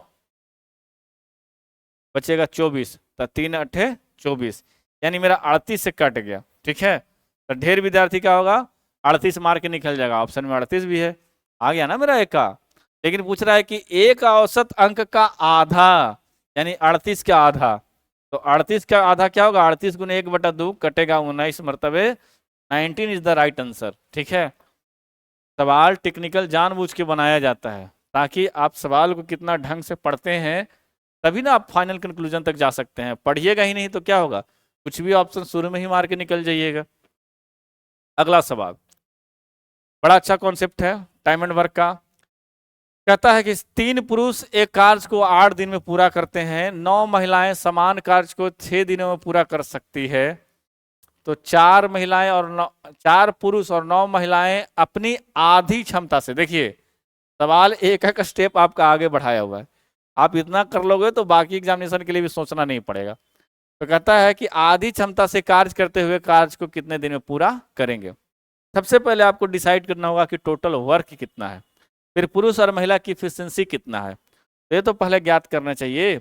एक चीज हम बार बार बोलते हैं ना कि डे गुने इफिशियंसी बराबर क्या हो जाता है, टोटल वर्क हो जाता है। ठीक है, ये फार्मूला आगे काम देगा। पहले क्या है, 3 पुरुष है तो 3 पी लिख लिए, पुरुष को पी से कितना दिन काम किया भाई, 8 दिन, ये मेरा टोटल वर्क निकल गया। ठीक है, बराबर यही काम को कौन करता है, 9 महिला, तो 9 महिला गुने कितना दिन, 6 दिन। अब दोनों को बराबर कर दिए हैं ताकि पुरुष और महिला की एफिशिएंसी हम लोग निकाल सके। ठीक है, तो कटेगा इस साइड से तो उड़ाओ, ये मेरा कटेगा कितना से, 3 तियारी 9, 2 तियारी 6 और 2 चौका 8, यानी 4p इजकल टू 3 तियारी 9m हो गया। तो आपको तो पता है इसका इधर छिपा रहता है, इसका इधर छिपा रहता है, तो p बटा m बराबर कितना हो जाएगा, 9/4, यानी मेरा इफिशियंसी निकल गया पुरुष का और महिला का। पुरुष की क्षमता कितनी है, 9, और महिला की क्षमता कितना है, 4 है। ठीक है, चलो अब हम लोग यहाँ पे टोटल वर्क निकाल सकते हैं कि कितना काम था। ठीक है, तो 3 गुने पुरुष की क्षमता कितनी है, 9 गुने 8, यही मेरा क्या है, टोटल वर्क है। इससे भी आप गुना करिएगा उतना ही आएगा, 9 गुने 3 गुने क्या होगा, 6, उतना ही आने वाला है। ठीक है, 9 गुने 4 गुने 6, क्योंकि महिला की क्षमता कितना है, 4, तो टोटल वर्क हम लोगों ने निकाल लिया कितना, 3 गुने 9 गुने 8, एक मेरा क्या हो गया, कुल कार्य हो गया। ठीक है, इसके बाद क्या करा है, अब इसी काम को कौन करेगा, 4 पुरुष करेगा और 9 महिला करेगा। तो पहले इन लोग का एफिशिएंसी निकाल लेते हैं। तो 4 पुरुष, 4 गुने पुरुष की क्षमता कितना, 9, प्लस और कौन मिलकर साथ काम करेगा, और 9 महिलाएं, महिला का क्षमता कितना, 4। ठीक है, तो 9 चौका 36 प्लस 36, तो 36 और 36 कितना हो गया, 72। लेकिन सवाल थोड़ा ढंग से पढ़िएगा, कह रहा है कि अपनी आधी क्षमता का, इसका 1/2 करना पड़ेगा ना इसको क्षमता आधी करने के लिए, तो कटेगा तो मेरा कितना आएगा, 36। ठीक है, यानी क्षमता भी हम लोग निकाल लिए है ना, जितना पुरुष दिया हुआ था उसका। अब इसको क्या करेंगे, 36 से हम लोग भागा दे देंगे और जो मेरा बचेगा उतना दिन में मेरा काम क्या होगा, समाप्त होगा। कटेगा 12 तिया मेरा कितना हो गया, 36, 3 तिया 9, 3 चौका 12 और 4 दूना मेरा कितना हो जाएगा, 8, यानी 4 महिला, 4 पुरुष और 9 महिला अगर आधी क्षमता से काम करेंगे तो काम क्या होगा, 6 दिन में समाप्त हो गया। Very 6 option B is the right answer. ठीक है, उम्मीद करते हैं कि आप समझे होंगे कॉन्सेप्ट को। अगला सवाल की तरफ बढ़ते हैं। ठीक है, कहता है एक धनराशि को 2 भागों में 4:5 के अनुपात में है। ठीक है, और कहता है कि 4 वर्ष और 5 वर्ष के लिए दोनों को 8% साधारण ब्याज की दर से उधार दिया गया था। यदि दोनों भागों से अर्जित ब्याज के बीच का अंतर 4680 रुपया है तो कुल उधार की राशि क्या थी। अब यहाँ पे आपको राशि दिया हुआ है लेकिन रेशियो में दिया हुआ है, एक 4 रेशियो में दिया हुआ है 4x मान लेते हैं, एक आपका 5x मान लेते हैं। ठीक है, कहता है कि समय भी दिया हुआ है, इसके लिए कितना साल, 4 साल, इसके लिए कितना, ये मेरा प्रिंसिपल है, ये मेरा कितना है, टाइम है 5 ईयर। ठीक है, और ये मेरा रेट भी दिया हुआ है, रेट कितना दिया हुआ है, 8 दोनों के लिए। और कहता है कि दोनों का ब्याज का जो मतलब अंतर है वो कितना है, 4680 रुपया है। ठीक है, तो कहता है कि कुल उधार राशि कितना करा है, कुल उधार राशि मेरा कितना था, कुल उधार राशि मेरा इधर देखिए, एक 4x है एक 5x है, 2 राशियां उन्होंने लगाया था, तो अंत में मुझे क्या ज्ञात करना होगा, 9x का वैल्यू ज्ञात करना होगा। ठीक है, अब जैसे जैसे पूछा है उस हिसाब से हम इसको बना देंगे, तो दोनों साधारण ब्याज का अंतर हो जाएगा। ठीक है, तो 5x गुने 5, 8% तो मेरा सब में कॉमन है। ठीक है, बेसिक से बना दे रहे हैं हम, चाहे तो एक लाइन में उड़ा दे। ठीक है, लेकिन हमें हर एक प्रकार के विद्यार्थियों का ध्यान रखना होता है ना। बटा क्या हो गया 100 माइनस एक अमाउंट कितना है 4x, इसके लिए 4 साल था और इसके लिए क्या था परसेंटेज समान था, तो बटा इतना बराबर कितना है 4680। ठीक है, 46 क्या है 80।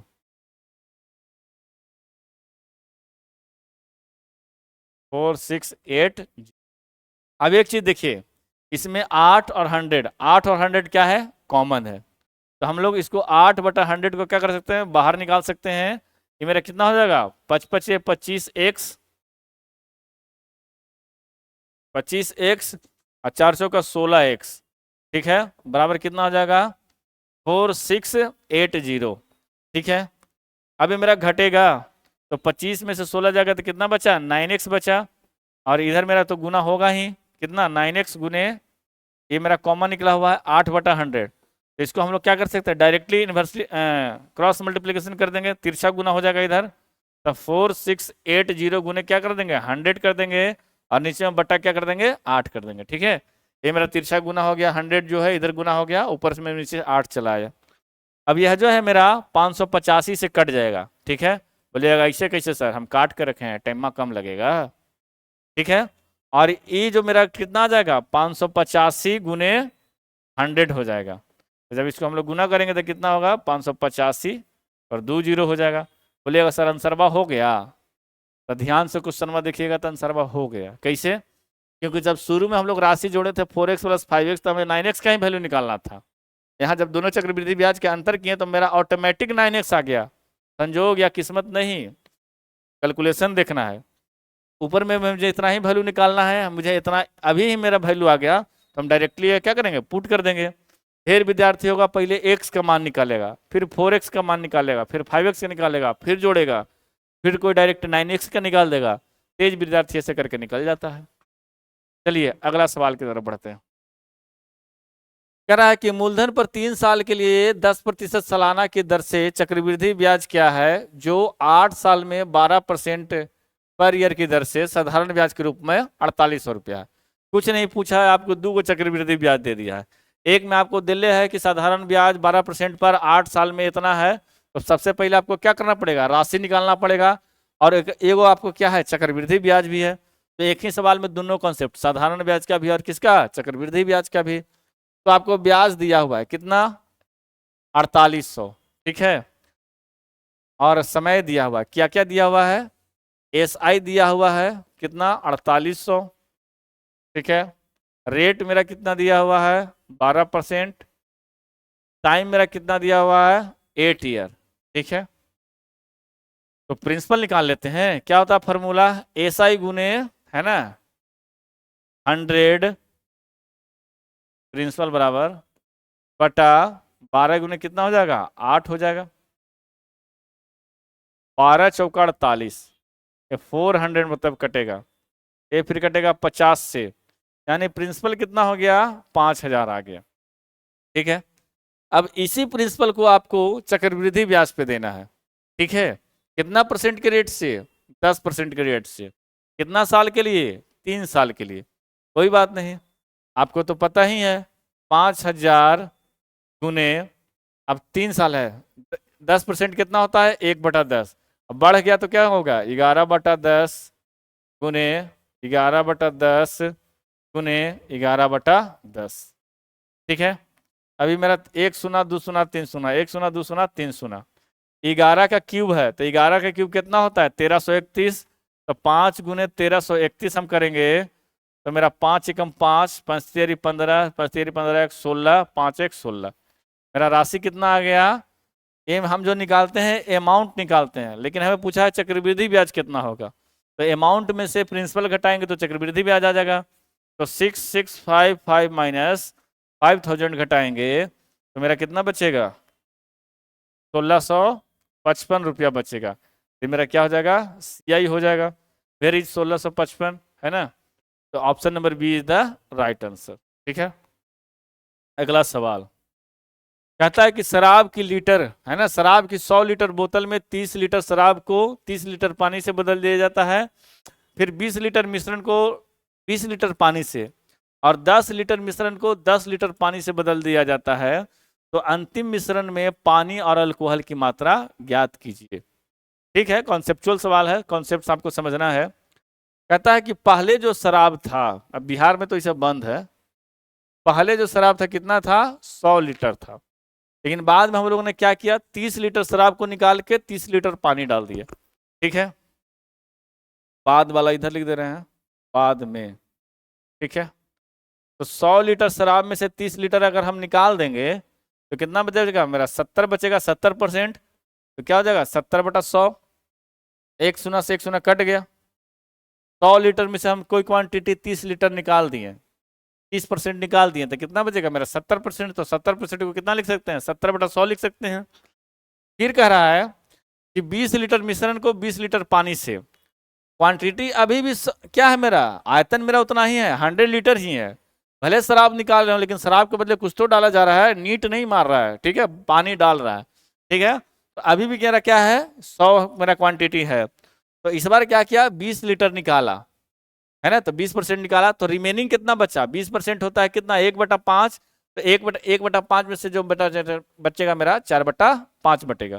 ठीक है, 1/5, तो 5 टोटल क्वांटिटी 1 निकल गया, तो कितना बचा, 4/5 अभी बचा हुआ है। फिर कह रहा है कि 10 लीटर मिश्रण को निकाल के फिर 10 लीटर पानी डाला, तो क्वांटिटी उतना ही है मेरा 100 लीटर, उसमें रेशियो जो मेरा बचेगा अब, एक 10% कितना होता है, 1/10, तो 1 निकल गया, तो मेरा कितना बचा, 9/10 बचा। अब इसको हम लोग काट पीट करेंगे, फिर एक शून्य से एक शून्य मेरा यहाँ कट गया, एक शून्य से एक शून्य मेरा यहाँ कट गया, ऊपर में हो गया मेरा 7 का 28, 28 गुने 9, तो 28 गुने 9 मेरा कितना हो जाएगा, 28 गुना 9 हो जाएगा मेरा 9×72, 9×2 = 18, 252, यानी मेरा 252 कितना हो जाएगा, 5 हो जाएगा, 252/5। तो ये मेरा बाद का है। ठीक है, ये मेरा पहले का है, तो पहले मेरा कितना था, 100 लीटर क्या शराब, बाद में मेरा कितना हो गया, 252/5 हो गया। इसको हम लोग क्या करते हैं, क्रॉस मल्टीप्लीकेशन कर देते हैं, तो मेरा कितना हो जाएगा 500, रेशियो कितना होगा 252। चलो अनुपात में कर लेते हैं, कटेगा 4 से कटेगा, 125 मरतबे। ठीक है, 125 मरतबे कटेगा, और ये आपका 63 मरतबे कटेगा। यानी जो शराब शुरू में 125 लीटर था, अब वो कितना हो गया, 63 लीटर। यानी इसमें पानी कितना डाला गया, हम निकाल सकते हैं। 125 में से जब हम 63 घटा देंगे, जो बचेगा मेरा कितना हो जाएगा, पानी हो जाएगा, तो 62 पानी। ठीक है, तो आप पूछा क्या है मेरा, पानी और अल्कोहल का मात्रा, तो पानी हो जाएगा मेरा कितना, 62, और अल्कोहल मेरा कितना हो जाएगा, 63। ठीक है, ये मेरा आंसर होगा। तो सही जवाब इसका होगा ऑप्शन नंबर बी होगा। ठीक है, यह आपका 10 सवाल मैथमेटिक्स का रहा। अगला जो 10 सवाल होगा वो आपका क्या होगा, रीजनिंग का होगा। ठीक है,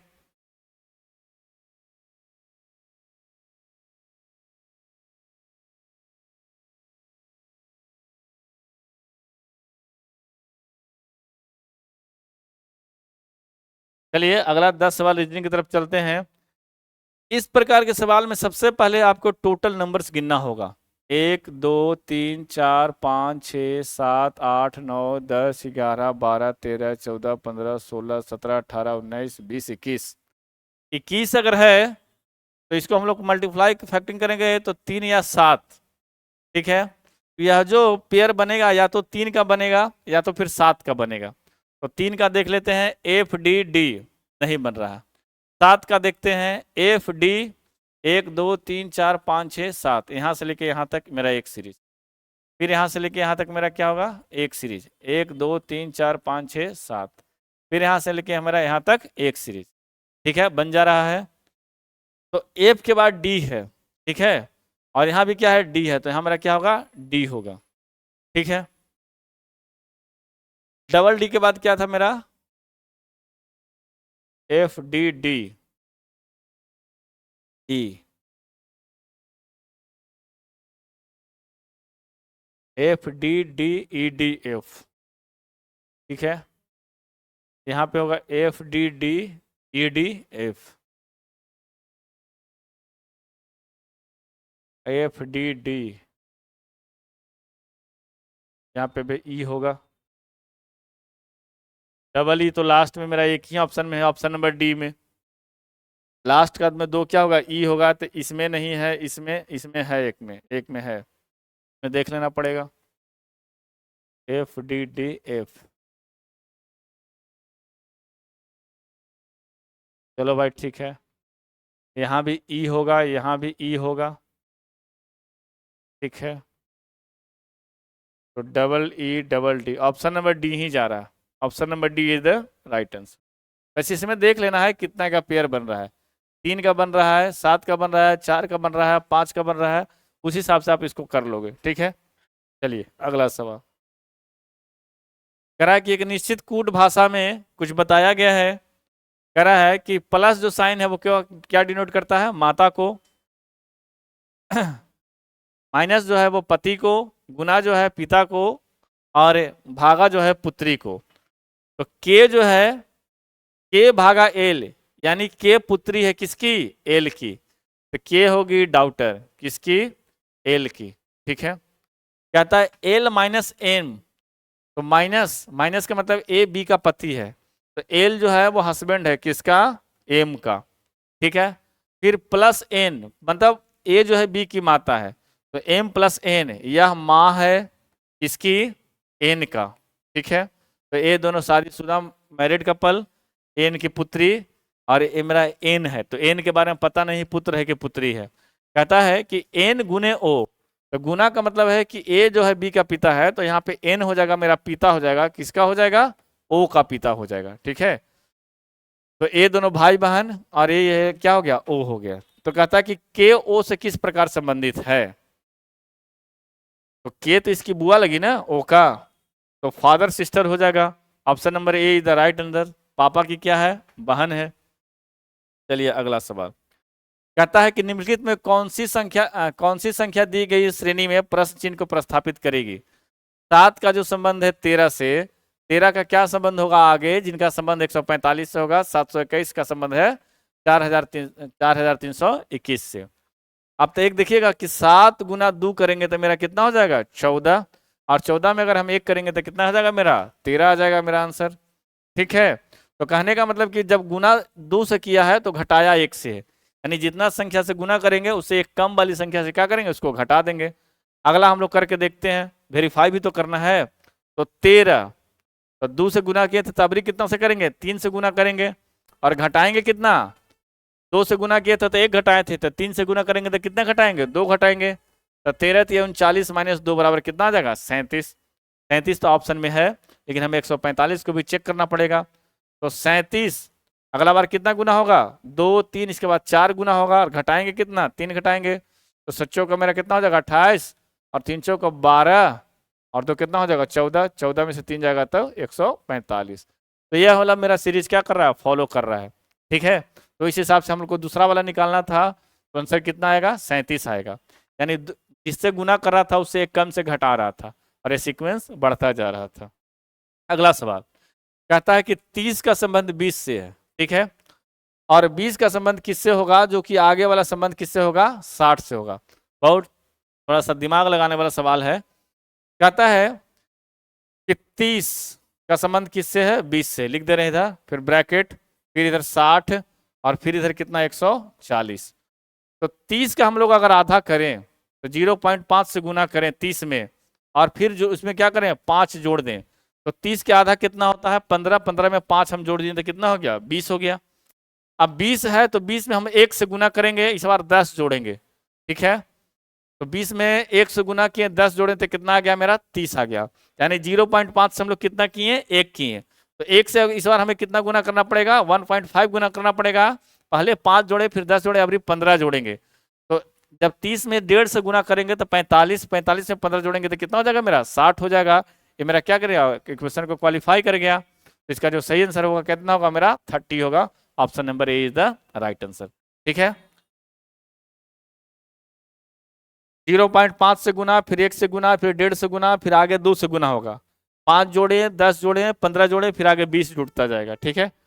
अगला सवाल कहता है कि 5 गो कार है BMJNU। कहता है कि इसका मूल्य जो है अलग अलग निर्धारण किया गया है। जे का जो मूल्य है ना, जे का जो मूल्य कह रहा है कि यू एम और एन से कम है। तो जे बेचारा है ना इधर, पूरा से बड़ा कौन कौन है? यू भी बड़ा है, एम भी बड़ा है, और क्या है? एन भी बड़ा है। ये तीनों से कम है जे। कह रहा है कि बी का मूल्य सबसे कम है, लो बी बेचारा है सबसे नीचे। आ रहा है ना स्क्रीन में? हाँ आ रहा है। फिर कह रहा है कि किसी भी दो कार का मूल्य समान नहीं है, यू का मूल्य एम से मूल्य से कम है। यू और एम में क्या है ना कि यू का मूल्य जो है एम के मूल्य से कम है। ठीक है, एम ज्यादा है, यू कम है। ठीक है, इसको मिटा दे रहे हैं, एन बचा हुआ है रेस में। कह रहा है कि ना तो यू और ना ही तो एम का मूल्य सबसे अधिक है, यानी क्या है? एन मेरा सबसे टॉप पे है। तो अब मेरा फाइनल समीकरण बन गया N M U J B. कहता है कितनी कारों का मूल्य जो है एम के मूल्य से कम है। तो एम बेचारा यहाँ है, पहला टॉप पे एन है, दूसरा नंबर पर यू एम है, इसके बाद नीचे 3 को बच गया यू जे बी। इस तीनों का मूल्य क्या है? एम के मूल्य से कम है। तो ऐसा 3 कार है जिसका मूल्य क्या है? एम के मूल्य से कम है। चलिए अगला सवाल की तरफ बढ़ते हैं। कह रहा है कि 5 व्यक्ति एक्स वाई जेड टी और यू जो है एक सीधी पंक्ति में उत्तर की ओर मुंह करके खड़ा है। तो जब भी आपको सीधी पंक्ति दे उत्तर की तरफ तो ऐसे खड़ा हो जाना है। कितना व्यक्ति? 5 व्यक्ति, 1 2 3 4 और 5 व्यक्ति। ठीक है। कह रहा है कि जेड के दाईं ओर केवल 2 व्यक्ति बैठा है। तो हम किस जगह पे होंगे जो सिर्फ 2 व्यक्ति हो? दाईं ओर। तो हम यहाँ बैठ जाएंगे, तो एक व्यक्ति मेरा यहाँ, एक व्यक्ति मेरा यहाँ।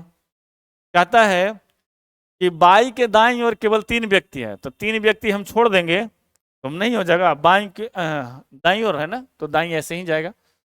इसके ओर, अच्छा जेड के दाईं ओर केवल 2 व्यक्ति बैठा है, बाई के दाईं ओर केवल 3 व्यक्ति है, तो बाई को यहाँ बैठा देंगे, तो पहला व्यक्ति, दूसरा व्यक्ति, तीसरा व्यक्ति। कहता है कि टी के बाईं ओर केवल 3 व्यक्ति बैठा है, तो बाईं ओर से 3 व्यक्ति को छोड़ देंगे, 1 2 3, तो टी मेरा यहाँ बैठा है। कह रहा है कि पंक्ति के मध्य में कौन बैठा था? है? इतना दूर जाने का जरूरत नहीं था, शुरू में ही पंक्ति के बीच में बैठा था।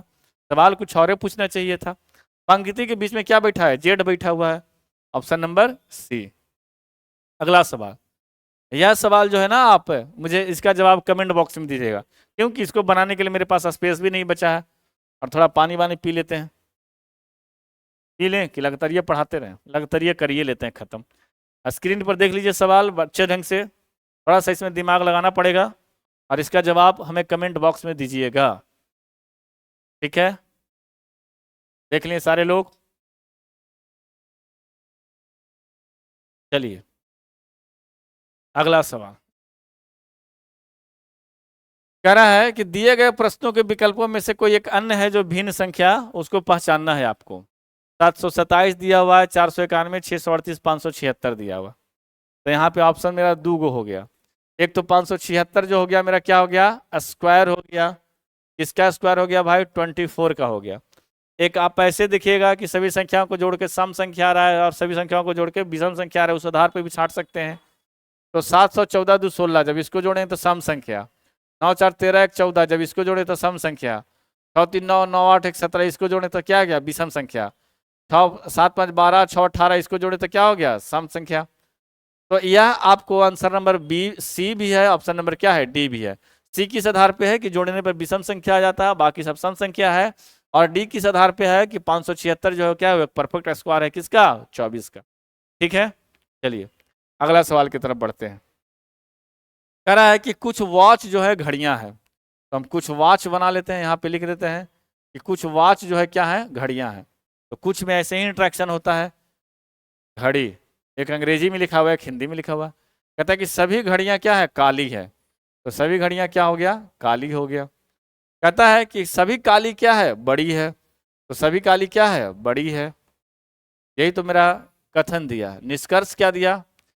कुछ वॉच घड़ी है, हाँ जी वॉच घड़ी है, इंटरेक्शन है बिल्कुल इससे। कहता है कि कुछ वॉच काली है, वॉच का भी इंटरेक्शन है किससे? काली से।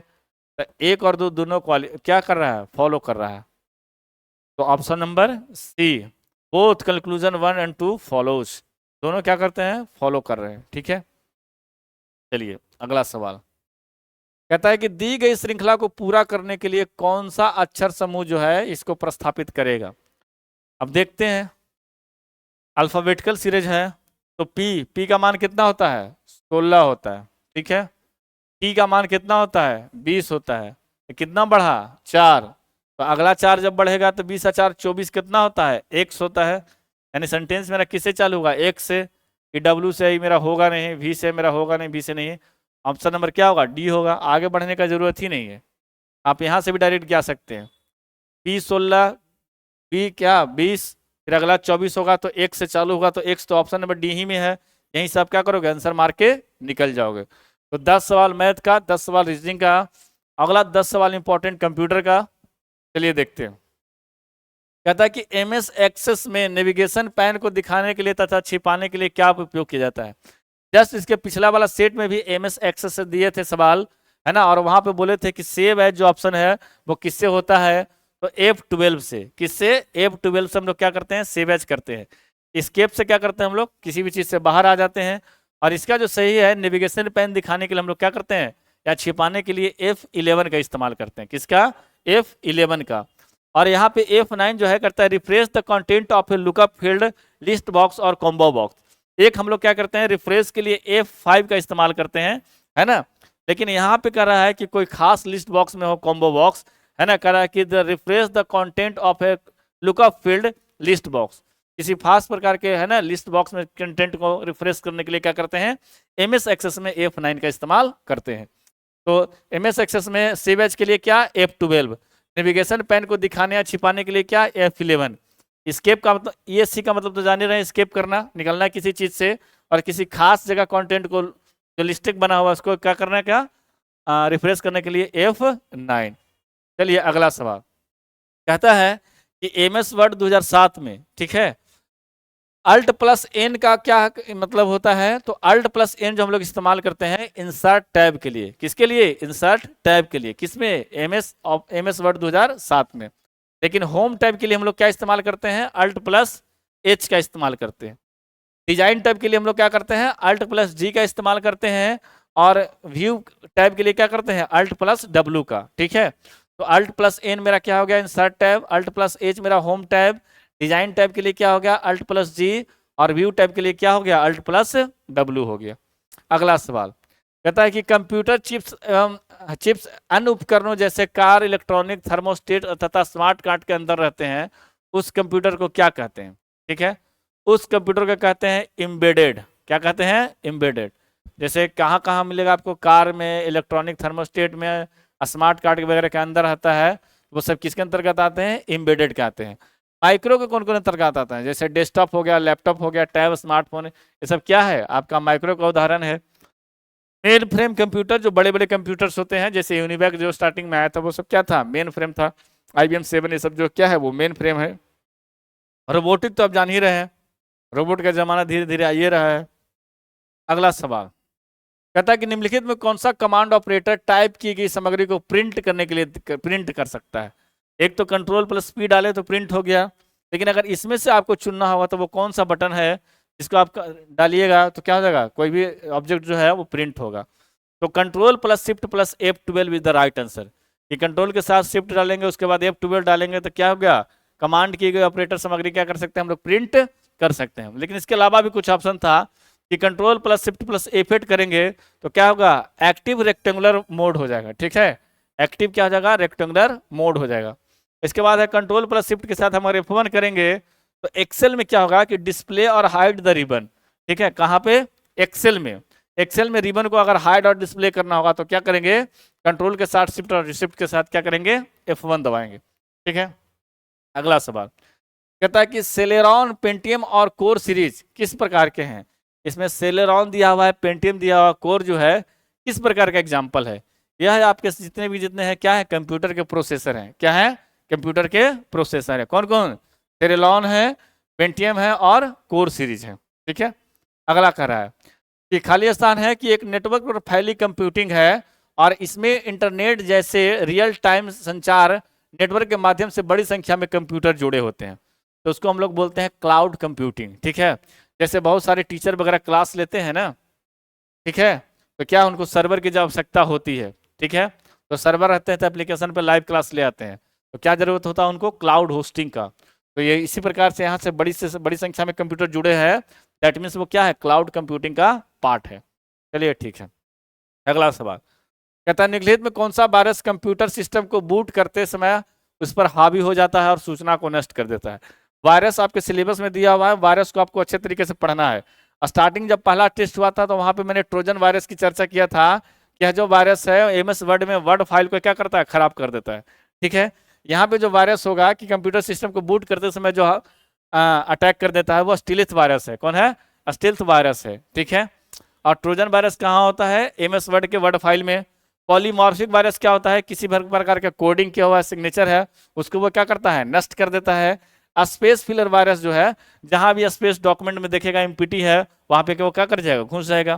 तो ट्रोजन वायरस किससे वर्ड फाइल को डिस्ट्रॉय करेगा, किसमें, एमएस वर्ड में। अभी सिस्टम को बूट करते समय उस पर हावी हो जाएगा, सूचना को नष्ट कर देगा स्टील्थ वायरस, और कोड और सिग्नेचर को जो नष्ट करेगा वो कौन होगा, पॉलीमॉर्फिक वायरस। और स्पेस जहां खाली रहेगा स्पेस फिलर वायरस चला जाएगा। कहता है कंप्यूटर की मशीन भाषा किस पे आधारित है, तो बुलियन एलजबरा पे। किस पे, बुलियन एलजबरा पे। सब एलजबरे हुए हैं लेकिन क्या है, बुलियन एलजबरा पे। ठीक है, इसको ध्यान में रखने का, ये सवाल पूछ सकता है। अगला सवाल कहता है कि ईपी रोम का पूरा नाम क्या है। देखिए रैम रोम उसके जितने भी टाइप्स हैं उसका जो फुल फॉर्म है वो याद कर लीजिएगा, एग्जामिनेशन में पूछ सकता है। ठीक है, एस रैम डी रैम उसके भी कितना का पार्ट है वो देख लेना। तो ई पी रोम, ठीक है, तो electric erasable programmable read only memory. तो रोम को तो जानते हैं क्या कि रीड ओनली मेमोरी। ठीक है, पी से क्या होगा, प्रोग्रामेबल। ठीक है, ई से क्या होगा, इरेजेबल, और ई से क्या होगा, इलेक्ट्रिक। ऑप्शन नंबर बी होगा। ई पी रोम का पूरा नाम क्या होगा, electrically erasable programmable read only memory. ठीक है, अगला कहता है कि वह माउस या फोटो डायोड जो प्रकाश उत्सर्जक डायोड एलईडी के तकनीक का उपयोग करता है उस माउस को क्या कहते हैं। ठीक है, तो एलईडी वाले माउस तकनीक का इस्तेमाल को जो हम लोग करते हैं उसको बोलते हैं हम लोग ऑप्टिकल। क्या बोलते हैं, ऑप्टिकल माउस होता है। ठीक है, चलिए अगला सवाल। ये 10 मैथ खत्म हुआ आपका, 10 रीजनिंग खत्म हुआ आपका, 10 कंप्यूटर खत्म हुआ। अब 5 कंप्यूटर का फुल फॉर्म और 15 जीके जीएस, और उसके बाद इंग्लिश का डिस्क्रिप्टिव जो रहेगा भारतीय सर का पूरा वीडियो देखना है, तभी आपको नौकरी लगेगी, वरना ऐसा नहीं लगेगा, माता रानी का पाप लग जाएगा तुमको। कहता है कि एस ए एन का फुल फॉर्म क्या है। एस से हो गया स्टोरेज, एस एरिया, एन से नेटवर्क। ठीक है, एस से क्या हो गया, स्टोरेज, एस एरिया, एन से नेटवर्क हो गया। POP the post office protocol. ठीक है, ये सब ध्यान में रखने का है, इसका स्पेलिंग में गड़बड़ होगा आपका पूरे के पूरे नंबर कट जाएंगे भाई। वेप, वायरलेस वाइड वेव। अच्छा वेब था कि वी था, सवाल में जरा देख लूं मैं।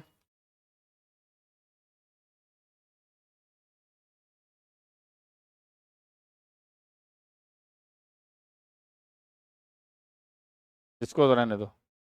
वायरलेस वाइड, इसमें से क्या हो गया, एक कॉपी पेस्ट हो गया। इसका जवाब जो है आप लोग कमेंट बॉक्स में दे देना। वेब का क्या होगा, ये नीचे वाला कहेंगे वो क्या हो गया था, पेस्ट हो गया था। ठीक है, www वर्ल्ड वाइड वेव। ठीक है, www क्या होगा, world wide wave. MIME multipurpose internet mail. ठीक है, MIME के क्या होगा, मल्टीपर्पस इंटरनेट मेल होगा। ठीक है, ए वाला का कर देना आप WAP का। ठीक है, कमेंट बॉक्स में इसका क्या होगा। SAN storage area network, POP post office protocol, web का आपको कमेंट करना है, www world wide wave, MIME multipurpose internet mail होगा। ठीक है, अब 15 क्या है, जीके जीएस है। ठीक है, कहता है कि भारत में आर्थिक सुधारों की प्रक्रिया किस पंचवर्षीय योजना में की गई थी। तो वह जो पंचवर्षीय थी 8वीं पंचवर्षीय योजना थी, और उसका ड्यूरेशन कब से कब था, 1992 से 1997 तक का ड्यूरेशन था। ठीक है, हम लोग पंचवर्षीय योजना लाए कहाँ से, रसिया से लाए। प्रथम पंचवर्षीय योजना कब आया था, 1951 में आया था। ठीक है, कहता है कि भारत में राज्य चुनाव आयुक्त की नियुक्ति किसके द्वारा की जाती है? तो राज्यपाल के द्वारा की जाती है। राज्य चुनाव आयुक्त की नियुक्ति किसके द्वारा की जाती है? राज्यपाल के द्वारा की जाती है। कितना आर्टिकल के तहत किया जाता है? अनुच्छेद 243 के तहत। कहता है कि ब्रिटिश भारत में ब्रिटिश ईस्ट इंडिया कंपनी का शासन भारत सरकार के अधिनियम के किस अधिनियम के तहत खत्म किया गया था? तो 1857 में युद्ध हुआ था, है ना। 1857 की क्रांति पढ़ते हैं। उसके बाद महारानी विक्टोरिया ने निर्णय लिया कि भारत में क्या करेंगे हम लोग, इनडायरेक्टली रूप से शासन करेंगे वहीं से, है ना। तो वायसराय को क्या बना दिया गया था? जो गवर्नर जनरल थे उनको वायसराय बना दिया गया था। एक अधिनियम लाया गया था, भारत सरकार अधिनियम 1858, ठीक है। तो 1858 के तहत क्या कर दिया? ईस्ट इंडिया कंपनी की जो मोनोपोली थी उसको पूर्ण रूप से खत्म कर दिया। आंशिक रूप से तो बहुत पहले भी हो गया था, लेकिन यह जो कंपनी के नाम पे जो देश में शासन कर रहे थे उसको 1858 के अधिनियम के तहत क्या कर दिया गया? खत्म कर दिया गया। अगला सवाल कहता है टिकाऊ एवं मजबूत लकड़ी प्रदान करने वाले सुंदरी वृक्ष कहाँ पाए जाते हैं? तो सुंदरी वृक्ष जो है मैनग्रोव जंगल का ही हिस्सा है। ये आपको पश्चिम बंगाल के सुंदरबन डेल्टा के आसपास भी पाया जाएगा, और कुछ जो है आपके गुजरात साइड में भी जो मैनग्रोव वन है तो वहां भी पाया जाता है। सुंदरी वृक्ष है या मैनग्रोव वन का क्या है? पार्ट है। मुख्यतः आपको कहाँ मिलेगा? पश्चिम बंगाल, है ना, डेल्टा, जहाँ सुंदरबन डेल्टा उसके आसपास मिलेगा। कहता है कि राष्ट्रीय बहुगामी गरीबी सूचकांक 2021, है ना, MPI किसके द्वारा जारी किया गया? तो यह जब MPI का जो निर्धारण होता है हमेशा नीति आयोग के द्वारा होता है। किसके द्वारा होता है? नीति आयोग के द्वारा। और नीति आयोग का गठन कब किया गया था? 1 जनवरी 2015 को। और वर्तमान में उपाध्यक्ष कौन है? सवाल आएगा यहाँ से, नीति आयोग का याद कर लेना। नीति आयोग का अध्यक्ष कौन होते हैं? हमेशा प्रधानमंत्री होते हैं। नीति आयोग का गठन किसको हटा के किया गया था? प्रथम पंचवर्षीय योजना आयोग को हटा के किया गया था। उपाध्यक्ष अभी सुमन के बेरी हैं, ठीक है, सुमन के बेरी। सचिव कौन है? राजीव गौबा, ठीक है। महिला में पूछा था सेकंड शिफ्ट वाला में, राष्ट्रीय महिला आयोग के अध्यक्ष कौन है? महिला जहां भी रहेगी इंपॉर्टेंट हो जाएगा। यहाँ भी उपाध्यक्ष पूछेगा। नीति आयोग को तो कौन हो जाएंगे? वर्तमान में सुमन के बेरी हैं, सचिव राजीव गौबा है। कहता है कि मोपला या मुस्लिम किसानों ने कहाँ एक शक्तिशाली जमींदारी विरोध किया था?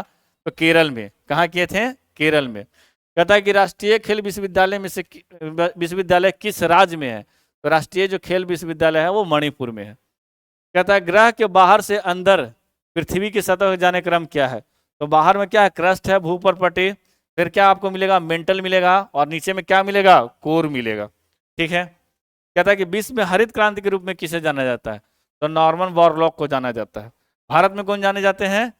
MS स्वामीनाथन। हरित क्रांति शब्द का सबसे पहले प्रयोग किसने किया? विलियम गॉड, ठीक है। अगला सवाल कहा जा रहा है कि केरल राज्य लिस्मा जोसेफ किस मामला से संबंध है? केरल राज्य वर्सेस, है ना। तो केरल बड़ा शिक्षित राज्य है, हमेशा कुछ ना कुछ मुद्दा उठाता रहता है मानव अधिकार के। तो कहता है कि पर्सन विथ डिसेबिलिटीज जो क्या है, शारीरिक रूप से दिव्यांग है, तो उनके लिए उन्होंने क्या किया था? 2021 में केस फाइल का निर्णय आया था कि आर्टिकल 16 के 4 में, ठीक है, उनको जो है अधिकार जो है किसका है, मतलब नौकरी चाकरी या फिर और कहीं भी है उसमें उनको बराबर का हकदार मिलेगा। तो पर्सन विद डिसेबिलिटी से क्या है? रिलेटेड है केरल राज्य वर्सेस लिस्मा जोसेफ का मामला, ठीक है। अगर आर्टिकल आपसे पूछ देगा तो 16 के 4 से। कहता है कि किसकी स्थापना हिल्टन आयोग की सिफारिश पे की गई थी? तो हिल्टन आयोग की सिफारिश पे RBI का किया गया था, ठीक है। कमेंट कीजिएगा स्वर्ण सिंह समिति के आधार पर किनका किया गया था? कहता है कि हिंद स्वराज तथा इंडियन होम रूल में के स्वतंत्रता सेनानी द्वारा लिखी गई किताब किनके द्वारा लिखी गई? हिंद स्वराज, महात्मा गांधी, है ना। अगला है कि वज्जी महापद की राजधानी कहाँ है? या बिहार से रिलेटेड है, महाजनपद था तो मैंने क्या किया? दे दिया। मगध के तो आप जानते ही हैं, वज्जी का कहाँ पे है? वैशाली है, ठीक है। कहता है कि माइक्रो RNA की खोज के लिए फिजियोलॉजी और मेडिसिन में 2024 में नोबेल पुरस्कार किसे मिला? तो नोबेल पुरस्कार देख लेना है, नियुक्ति देख लेना है, नोबेल पुरस्कार देख लेना है, खेल में आयोजन देख लेना है, यहाँ से सवाल पेपर में फंसेगा। तो कहता है कि विक्टर एम्ब्रोज एंड गैरे रुकनोव, ठीक है, रुबकोन, विक्टर एम्ब्रोज एंड गैरी रुबकोन है। कहता है कि हार्पर कॉलिंग्स द्वारा प्रकाशित जीवन रतन टाटा ए लाइफ के पुस्तक कौन है? रतन टाटा हमारे देश के एक ऐसे रत्न जिनको शायद मतलब कहिए कि हम लोगों ने एक हीरा खो दिया, ठीक है। तो कह रहा है कि इनकी जो बायोग्राफी है वो किसके द्वारा लिखा गया था? थॉमस मैथ्यूज के द्वारा लिखा गया था। किसके द्वारा? थॉमस मैथ्यूज के द्वारा। तो यह आपका सेट नंबर 18 का मैथ्स, रीजनिंग, कंप्यूटर, 5 कंप्यूटर का फुल फॉर्म, उसके बाद 15 जीके जीएस का सॉल्यूशन। इसके बाद आपके भारती सर के द्वारा क्या होगा, डिस्क्रिप्टिव का सॉल्यूशन करवाया जाएगा। वीडियो को पूरा अंत तक देखें और चीजें आपके लिए हम लोग बेहतर से बेहतर प्रयास कर रहे हैं। ठीक है, आज के लिए इतना ही। जय हिंद।